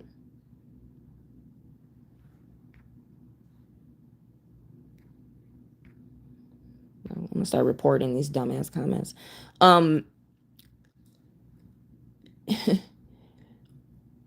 I saw 3 trailers in a row. The first one was the movie with Leonardo DiCaprio and Tiana Taylor, but there was 2 other ones. One where the main character, white guy, looked like he had a black wife and child as his family, and then there was the other one where I think it's like Zoe Kravitz or somebody. The Guy Ritchie movie. So these ambiguous black women, or these white women with tans who are meant to represent black femininity. But it showed me that it showed it was able to hopefully show the audience of how ridiculous it looks when every single movie you go see, every black male character is with a white woman. Everyone. It shows how ridiculous it looks when every movie that comes out within 1 year, every black male character is in a relationship with a white woman or he's gay. It shows how stupid it looks when you have three trailers back to back where all the white guys are with black women. It shows how intentional it is. And this is why black women, when it is intentionally meant to disenfranchise you, interracial dating, when every movie is intentionally meant to degrade you and eliminate you and make it normal for black men to want to be with white women who he culturally and ethnically has nothing in common with, spiritually more so, when it is forced upon everybody for black men and white women to be together for someone's agenda, and everyone acts like it's normal when it's not. But when you see three trailers in a row where it's white guys with black women, and we know that's not normal, we know that's not the norm, but it's forced. And every movie that, now imagine if every movie that comes out this year, all the white male characters are with black women, then the world will see love ain't got shit to do with interracial dating. Like people want to think love is love. No, we're disenfranchising the black race by castrating black men and making sure no money stays in the black community. So every time the male, the masculine, the threat, every time he gets something, we castrate him with white women by putting him with his enemy. So this, the attack on the black woman and the warriors, black women, there are warriors fighting for women, and black women, remember, you're still women, and there are still women and witches who are fighting for the female right and the female experience, and they understand interracial dating is an act of war against black women. And we're in a time where witches, I think, are now more awakened, and white women are embarrassed that Karens and all this Trump stuff going on and a lot of stuff is making them look bad. It's making all white women look like Karens. So just like black fatigue makes all black people a target for racism. So black women, don't let everyone do the work. Hold black men accountable. Hold people accountable for being racist toward you. And you don't have to fight every battle, but within yourself, acknowledge when something is an act of warfare against you and don't condone it. Do not condone it. You're not obligated to be friends, to be cordial, to be cool with, to agree with every interracial thing or anything that disenfranchises you or makes your experience as a black woman worse. And do not think that these white women who have black women these white women who have black men, don't think that when they're so nice to you and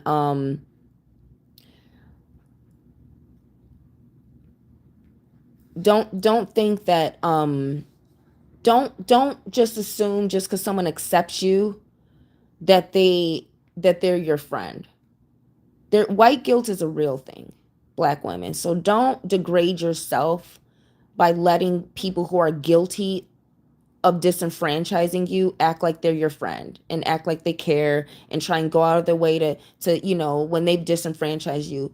Black women, you gotta understand something. There is a cult of black men and white women, and you're not included. So go where you're included, where people are not befriending you out of guilt for making your life worse by taking away from you what belongs to you. And don't let people don't let these black men who are inferior tell you anything about your experience, because he doesn't have to live it. And don't let other people who are gonna act like something's wrong with you for acknowledging what injustice. Just because you're a black woman and you're directly affected by the injustice doesn't mean you should be silent because you're afraid of people calling you bitter. No, you're a warrior and you're fighting for justice. And just because you're black and directly affected, you shouldn't be silent and let other people who are not directly affected do all the work. If you're a warrior, be a warrior and fight for what's right. And stop letting the fact that you're black and afraid of being called bitter because you're the one who is directly affected by the interracial dating. Don't let that silence you because you're afraid of being looked at as an angry black woman. No, you're a wise woman who is defending justice worldwide. And everyone is calling war against black women love. It's not love. It's a war on black women. It's a war on powerful women. And it is fierce competition with black women. And no one's in competition with black women the way white women and black men are. That's what they have in common. That's what they have culturally in common. Their need to compete with you instead of honor the goddess. And this is the last thing I wanted to mention about that topic, black women. When gay men, feminine gay men complimenting you, that is probably one of the more genuine compliments. When I talked about the hag energy and and versus the crone and talking to strangers and about crazy schizophrenic, people and black fatigue and stuff. This is what I want to say to black witches when it comes to being receptive to compliments. An older woman does not compliment your beauty. She blesses and acknowledges it. A younger woman than you, she can compliment your beauty and be like a fan of it and oh my god, you're so beautiful and this and that. But an older woman, an older mature woman, a wiser experience, so to speak. What am I saying when I'm saying older? A woman who is more powerful than you. She doesn't become a fan of your beauty. She doesn't compliment your beauty. She blesses it, she acknowledges it, and gives you the blessing to continue that to get to her level of beauty. But a younger, more inexperienced, a weaker woman, she can become a fan and oh my god, you're so beautiful and oh my god, I love your makeup and you look so, you know what I'm saying? But why don't older women throw themselves at you because you're beautiful? Because they have maturity and they have dignity. And it's not that someone who compliments you has no dignity, but it is undignified to become a fan of someone because of how they look. It's undignified. You can acknowledge it. There's certain ways to do it without, oh my God, you know what I'm saying, without being so affected by someone else's greatness. When you're so affected by someone else's greatness, it's because you're inferior to them. And there is humility that comes with complimenting someone, but there's also a lot of ego. Like I said, it's a form of sympathetic magic. And so here's the ways for witches, black witches, to receive compliments when it's coming from a feminine homosexual man. And the smaller he is, the more of a blessing it is, because smaller homosexual men who are petite in their stature, they're pixie like pixie dust is a form of like luck or whatever. They have like pixie energy. So and a gay man, he has that gaiety, that innocent gaiety that we talked about, that childlikeness, that so to speak, like gay men worship the goddess. And while I'm not saying that they all have like altars to Oshun or something, gay men in their lifestyle are elevating goddess energy. They are worshiping the goddess energy in their lifestyle, in their choices, in their embracing femininity over masculinity. That's what they're doing. So for a gay man to compliment you, is showing that someone who worships the goddess is recognizing that goddess energy is in you. And that is a compliment that you can really receive. because gay men naturally worship the goddess, and so they're going to honor the goddess in you, worship the goddess in you. An older woman, she may acknowledge your beauty and everything, but she's also she should be giving it like a blessing. She should be getting it a nod of approval, and she should be acknowledging your, you know, your feminine power, and blessing you to continue to be beautiful and protected, because you have to be protected for it. But you know, a younger woman, you can receive the compliment, but she's going to be more like a fan. Some people are complimenting you because they want to take it away from you. If you're in your element and you're being beautiful, um when a person some people are trying to interrupt your beauty. So understand the difference between a compliment that is meant to interrupt, um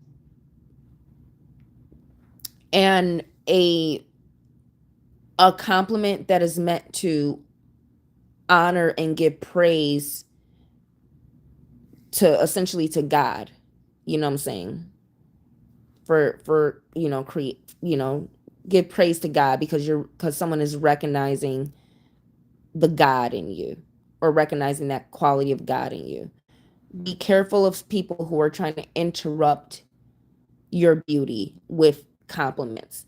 These are people who are that's the person who is at who is treating you like you owe them something. When someone treats you like you owe them a thank you, like you owe them acknowledgement, like they want to stop you what you're doing and take something from you, but they're doing it in the form of, oh, oh my, you know, like, you know, it it there's no other really way to say it. If they're interrupting you while you're flowing, if you're walking down the street, a person can pass you by and they can say, I love your purse, while still walking in the direction that they're walking in.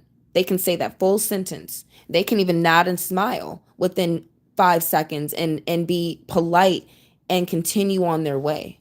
But when someone is stopping you, interrupting you, interrupting your flow, touching you, asking you questions, instead of simply telling you, hey, I see it, I acknowledge it, I see something I like, thank you for making my day nicer, thank you for the inspiration, thank you for being beautiful, thank you for being easy on the eyes. When it's something simple like that, but when a person has to stop you, have a conversation with you, talk to you, interrupt you, take from you, meaning take your time. Your time is your number one currency. When it comes to the craft and stuff, time magic is real. And yeah, in African culture and a lot of indigenous culture, time is more of an illusion. Everything is not linear, but destiny swapping is real. And that the instances where you're stopping to talk to somebody about how great you are, when you already know how great you are, you're stopping and teaching somebody who does not deserve you, when you could be on your way to your blessing. You could be encountering someone who actually has something to offer you. So when someone is stopping you and interrupting your flow, it's because they don't have anything to offer you. But when someone is just acknowledging you and they're continuing on their way, they have higher purpose too. But when someone has to stop and interrupt you and make you stagnant to entertain them, because when someone's trying to get you to entertain them because you're beautiful, that's demonic. It's demonic.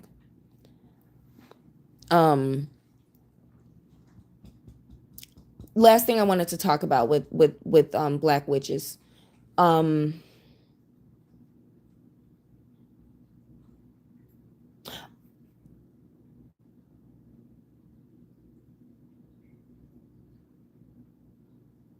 Female friendships. For Black women, watching this again, continue with the Oya thing. One, make sure that you keep your warrior spirit in your female friendships. This was more so a message, and it's been about 2 hours, so I'm not sure, but this was more so a message that I wanted to say for Black women or for whoever may be going through issues at work. This is a message from Oya about Black women dealing with other females in the workplace and in your life. Black women, if you are at a workplace where you're the only Black person there, or you're the only Black woman, or if you're at a workplace where you're essentially the only Black person, the only Black woman, you can you can um you can be yourself, so to speak, and you can cozy up to the white women there. You can be yourself, and you can be cool, and you can integrate. But if you're a Black witch, um and you're at a mixed workplace where it's mixed race, where you have Black female coworkers just as much as white female coworkers, or male, or whatever. If you're in a mixed workplace, it's your duty to cozy up to the Black people. And that is for your own safety and protection. If you're in a mixed work environment, it's your duty to make sure that you have positive interactions with your Black coworkers. If you're in certain positions where you're like the token Black in your department, but overall the overall company has Black people working in other departments that maybe that are not yours, you know what I'm saying? Make sure you're developing a rapport with the other Black people in whatever department they work in. Um, you don't want to be considered that Black person who's a kiss ass to white people, and who's always up around the white people, and who's token among the. You don't want to be considered that by your Black coworkers. You don't want to don't isolate yourself from your Black coworkers if you have them. um don't get involved in drama, but make sure you have positive interactions with your Black coworkers, and make sure your Black coworkers know that you're someone that they can relate to if you're Black. And it's not about, like I said, don't go out your way to talk about race or this and that. Just make sure that your Black coworkers see you as a fellow Black person. Um it I'm saying this because, one, because Oya wants more Black unity, especially with Black sisterhood. But white supremacy divides and conquers. White supremacy divides and conquers. And so if you're Black in a workplace, um make sure that you are united with with your kind. um so because if you don't show solidarity with the other Black people, you put yourself at risk for being taken advantage of, um by by when there's situations of racism. You don't want to be used as leverage um against your own people. And this is another thing, especially for Black women. If you're a Black woman and you are at a workplace where there is only one other Black woman,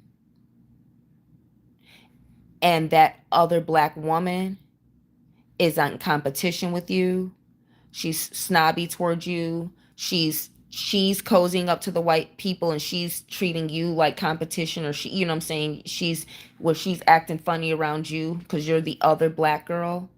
And I think there was like a TV show or something. I think on HBO, or I'm pretty sure a TV show came out like a couple years ago called The Other Black One, whatever. I didn't watch it, but it seemed to kind of be along that lines of when If you are a black woman there's only one other black woman who works with you, and she's not showing sisterhood, she's showing competition.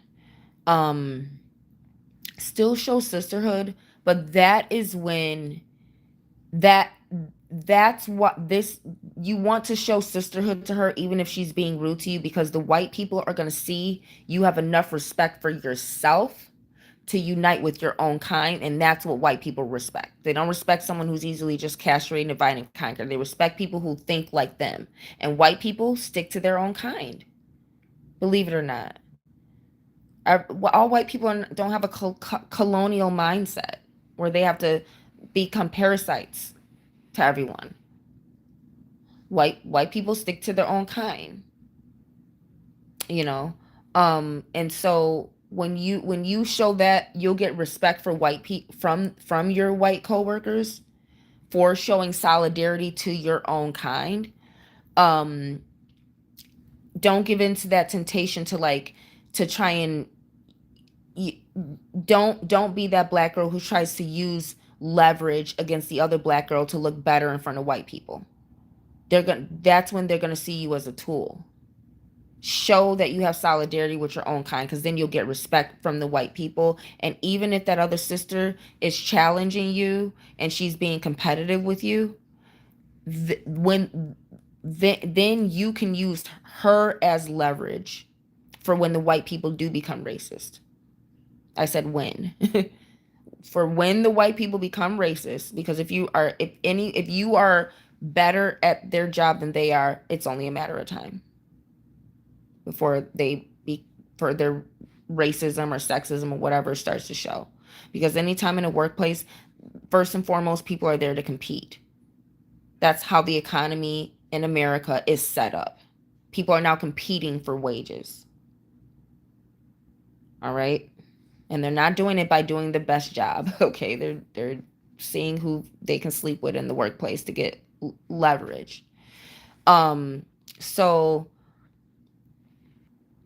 just the message from Oya, just a quick message about black female friendships. Make sure you are always showing solidarity in the workplace. And if you're having a problematic, if there's another black person who's problematic, show solidarity and, keep your distance, but don't give into the temptation to compete, or don't give into that black person competing with you, because white people are always watching. Don't give them any leverage. Show them you have dignity and respect for yourself, and show them that you're not a tool that they can use, for white supremacy. And show other black people that you acknowledge yourself as black, that you can relate to other black people. You know what I'm saying? Don't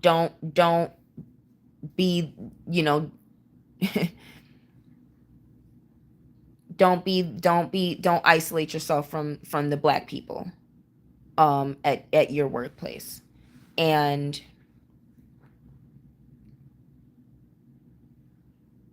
allow black people who compete with you for attention from whites, allow them to make you look better by being different from them. Allow them to make you look better by doing your job, instead of worrying about how you look around white people, or showing that white validation means nothing to you because you're good at your job. So you don't need white people to validate you for anything, because they're not the ones who qualify you as an individual. And that's what black people do when they become tokens and this and that. They're telling white people, I still need your validation to be in this world, and to feel important, and to feel worth anything. I need validation from whites. And when you don't do that, there's a lot of opportunities will come, even amongst your black fellow coworkers, especially if you have a business, a black owned business. Don't isolate yourself from your actual community if you're black in a corporate workplace.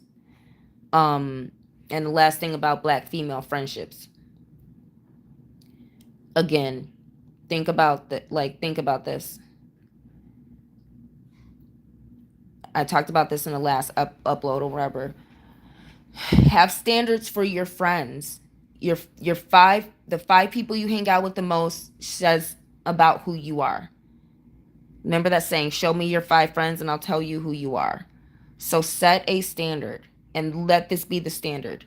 Would you invite them to your wedding?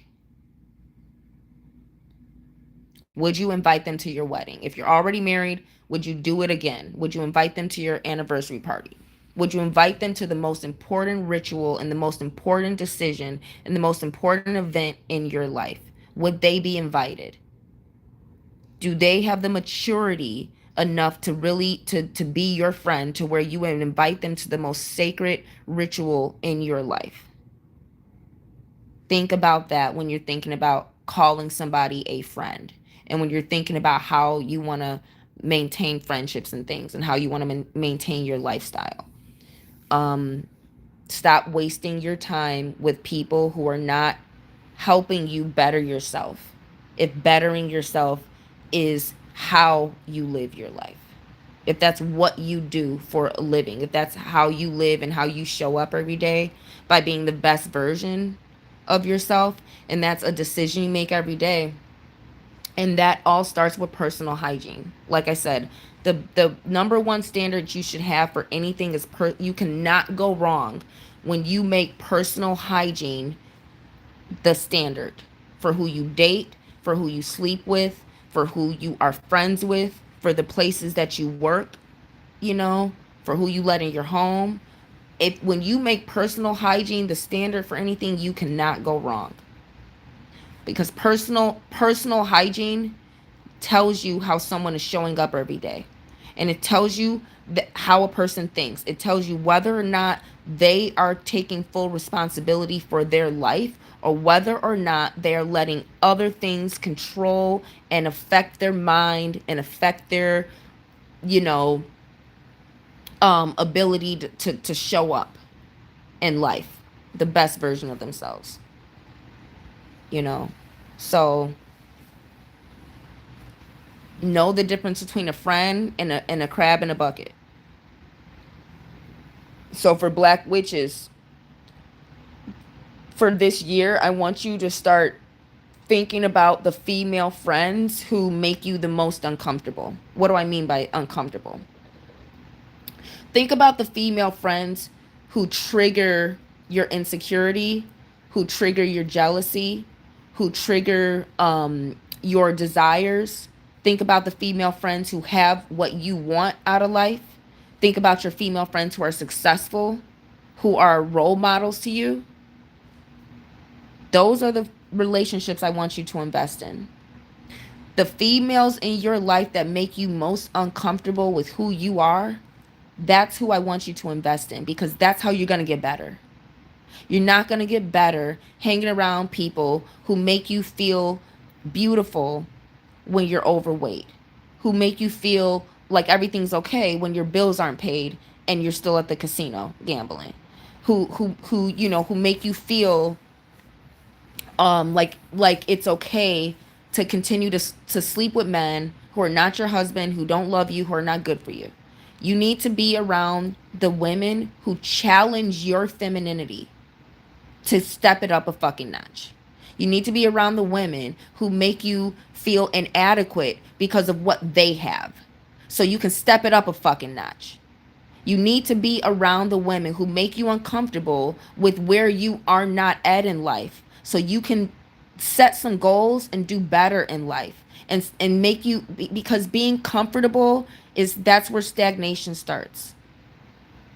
So when you have females in your life who make you uncomfortable with how you look and how you act and how you think and who you're fucking, that's growth. And that's going to get you to do better in life. So start investing in the women who make you uncomfortable, and start recognizing that your fear and your jealousy is why you may not have real genuine friendships, or why your friendships may not be fulfilling, because you're too afraid of the women who you admire. And I see this all the time, and I experience it so much. And so, Black witches, don't go out of your way to make a female comfortable with humbling herself and seeking friendship with you. It's not your job. It's her job to humble herself and ask for help, ask for guidance, ask to hang out with you, ask to be involved in certain things.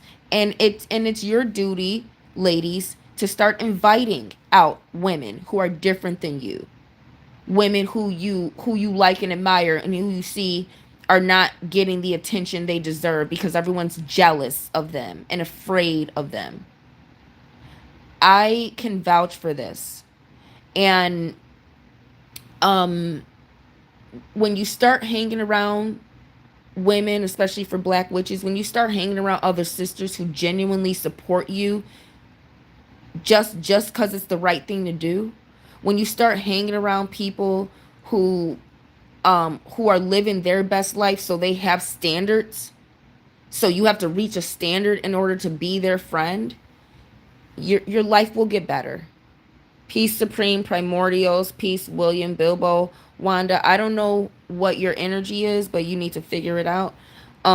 Peace, y'all.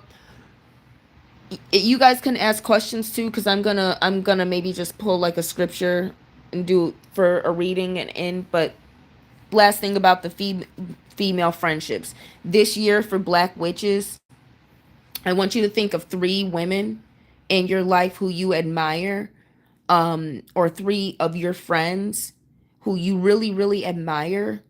And I want you to invest more in relationships with the female friends who are doing really good in life and who you admire for it. And I want you to start to limit your interactions with people in your life who are keeping you stagnant, who are not feeding your higher purpose, who are not feeding the best version of you. With people who like you when you're at your best, with people who encourage you to do things that put you at your at your worst. With people who like you at your worst, or people who encourage you to continue doing things that keep you at your worst. Um the biggest trend right now, I would say in America, if not worldwide, is non-alcoholic. And again, that could just be the industry that I'm in as a sommelier. I'm in the food and beverage, wine and spirits industry to know that particular trend, but I think it's something that's being noticed and being felt. You don't have to be in the food and beverage industry to know that about 5 or 6 of your friends and family members have quit drinking. You don't have to be in the food and beverage industry to know how many people in your immediate life, in your social circle, and even among celebrities have quit drinking or are now promoting non-alcoholic beverages, wines, cocktails, and such. I think that is probably the biggest, newest actual trend among adults. The biggest trend among adults is going non-alcoholic. What am I trying to say with that? Right now, bettering yourself is trendy. Being healthy is trendy. You know. Um and that that should just be a standard that you have in your life and for your friends. And that should help you understand the way the world is going and why it's so important for the people you're surrounded by to be healthy and to be well, for you to have a better quality of life. You've got to be around healthy people. Invest in yourself. Gym, spa, classes, workout classes, a new health regime, buying cookbooks. I don't care what it is, but make the investment in your health and wellness and start to meet and form friendships with other people who are healthy. And your whole world could change. Um And I think that that is the quickest way for people, especially for Black women, Black witches, who may be experiencing oppression or things like that. The quickest way for you to experience joy and happiness: invest in your health and wellness, start a sport, start your gym membership, start some dance classes, start whatever you need to start, and form friendships and maintain friendships based on your mutual love for doing what is healthy. All right. Anyone have any questions? I'm just going to pull a quick scripture and do a quick reading for anyone listening. But I felt like those two messages were for someone in particular. For a Black woman who's dealing with being Black in corporate America, dealing with problematic coworkers. And also for any of my coworkers who may be watching my YouTubes but are not announcing yourselves, but you do follow me on social media. Don't be shy. Even though I don't really talk about spiritual stuff in the workplace, I feel like it's unprofessional, but not necessarily to talk about spirituality. I just feel like, if you get paid to do something, you should be paid to do something. So I don't like to give away free spirituality anymore when people can book the reading just like everybody else. But all right, let's pull a scripture real quick.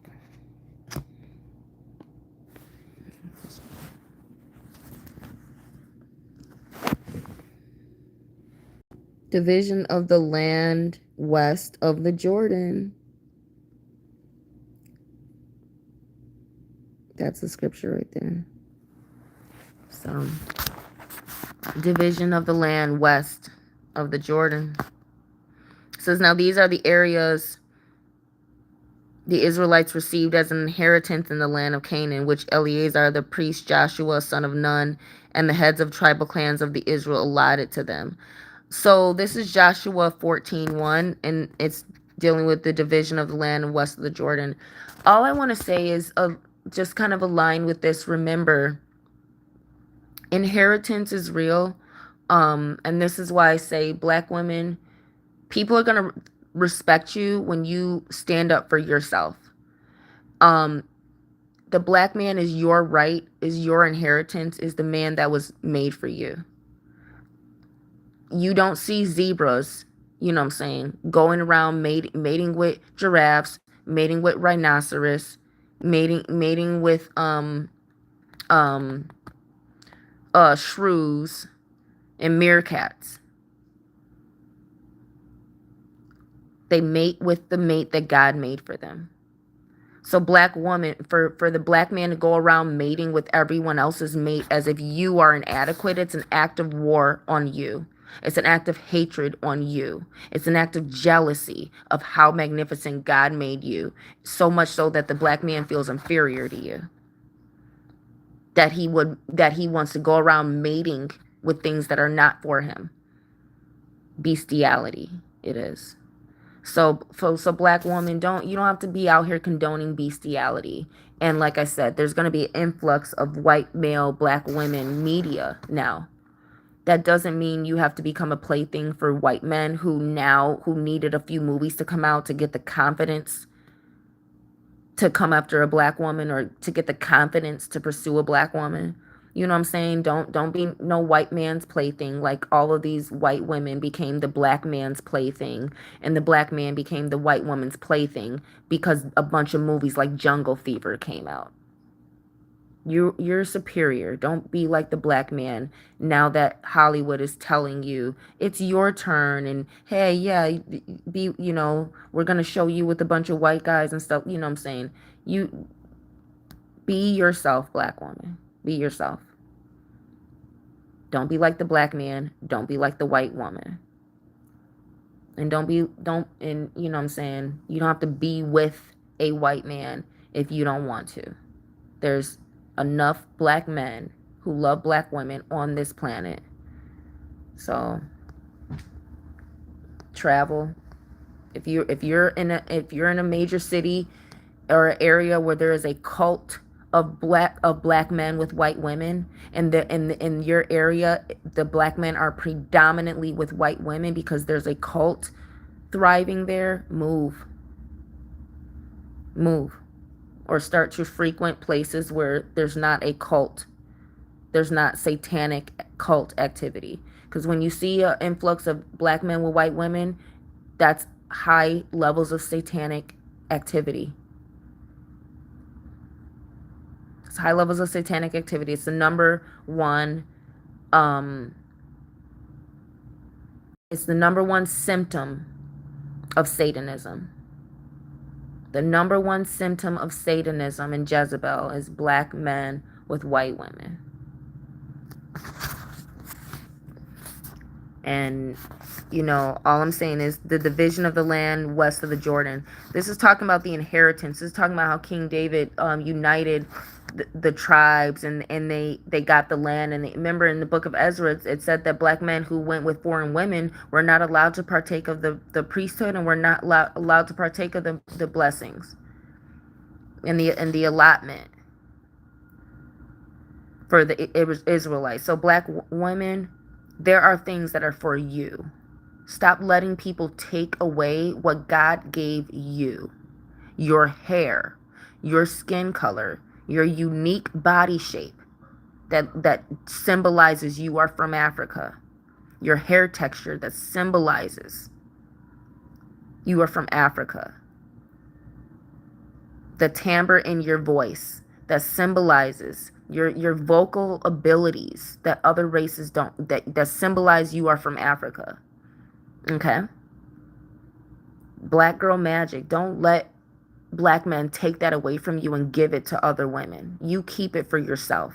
And if you have to eliminate black men in order to keep your black girl magic and keep him from taking it from you and giving it to other people because of his hatred, then you stay the fuck away from black men. But I'm warning you, black witches, the whole world is trying to take what you have. And they're trying to call the war on black women love. It's not love. People are united through their hatred of the black woman. All right? It's not love, it's envy. It's people who have nothing in common except their envy of the black woman. You got to understand, a lot of people in interracial relationships, they don't see themselves as black. They see themselves as white. They don't see themselves as a black individual. Their mind has been warped from living around white people, being raised around white people, only consuming white media and entertainment and white religion, and they believe they are white. They have no concept of being different than a white person. They believe they're white. So you got to be careful of people who are delusional, who identify as something other than what God created them. A lot of these white women, they think they're black women. That's why they're with black men. It's delusional. And for people to not really talk about it, and not talk about how ridiculous it is, and not talk about how ridiculous it is that Hollywood cannot make a movie with a black couple, that every black man in every movie has to be around a white woman, behind a white woman, dating a white woman, protecting a white woman, working with a white woman, daddy to a white woman, uncle to a white woman, brother to a white one. You know what I'm saying? Every black man has to be surrounded by white women, and as far away from the black woman in the film as fucking possible. If they even put a black woman anywhere near a film with a black man in it, let alone a sexy black man. So you know what I'm saying? Like, for people to act like it's normal, black women, you don't give into that shit. Don't go around acting like it's normal, because when you see 3 commercials in a row where all the white men are with black women, that's how ridiculous it looked when they force feeding us interracial couples. It looks ridiculous. So don't act like something that's completely unnatural is normal. It's not normal for black women to be eliminated. Black women are everywhere. So it's not normal for Black women to be single, and 90% of married Black men are married to white women. That's not normal.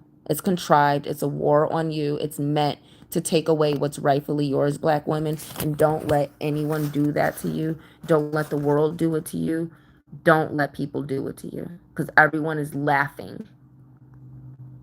If you sit here and act and think that it's not a war on you, it is. Don't let people think you're stupid.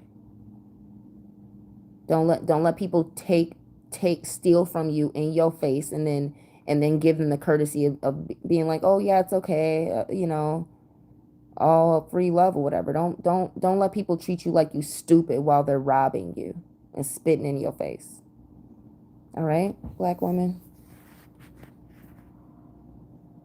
you have permission to acknowledge there is a war on you, because you know what, other people are. White people ain't stupid, they ain't slow, and white people are not overacting and reacting and stuff because white people are just as sick of it as Black people are. They're just as sick of being force-fed Black men with white women as if it's normal. They're just as sick of they have Black fatigue like everyone else. People feel the same. People want to be respected for who they are, and people like their own kind. And people do not need to identify as something that they're not through interracial relationships. All right? It's that simple.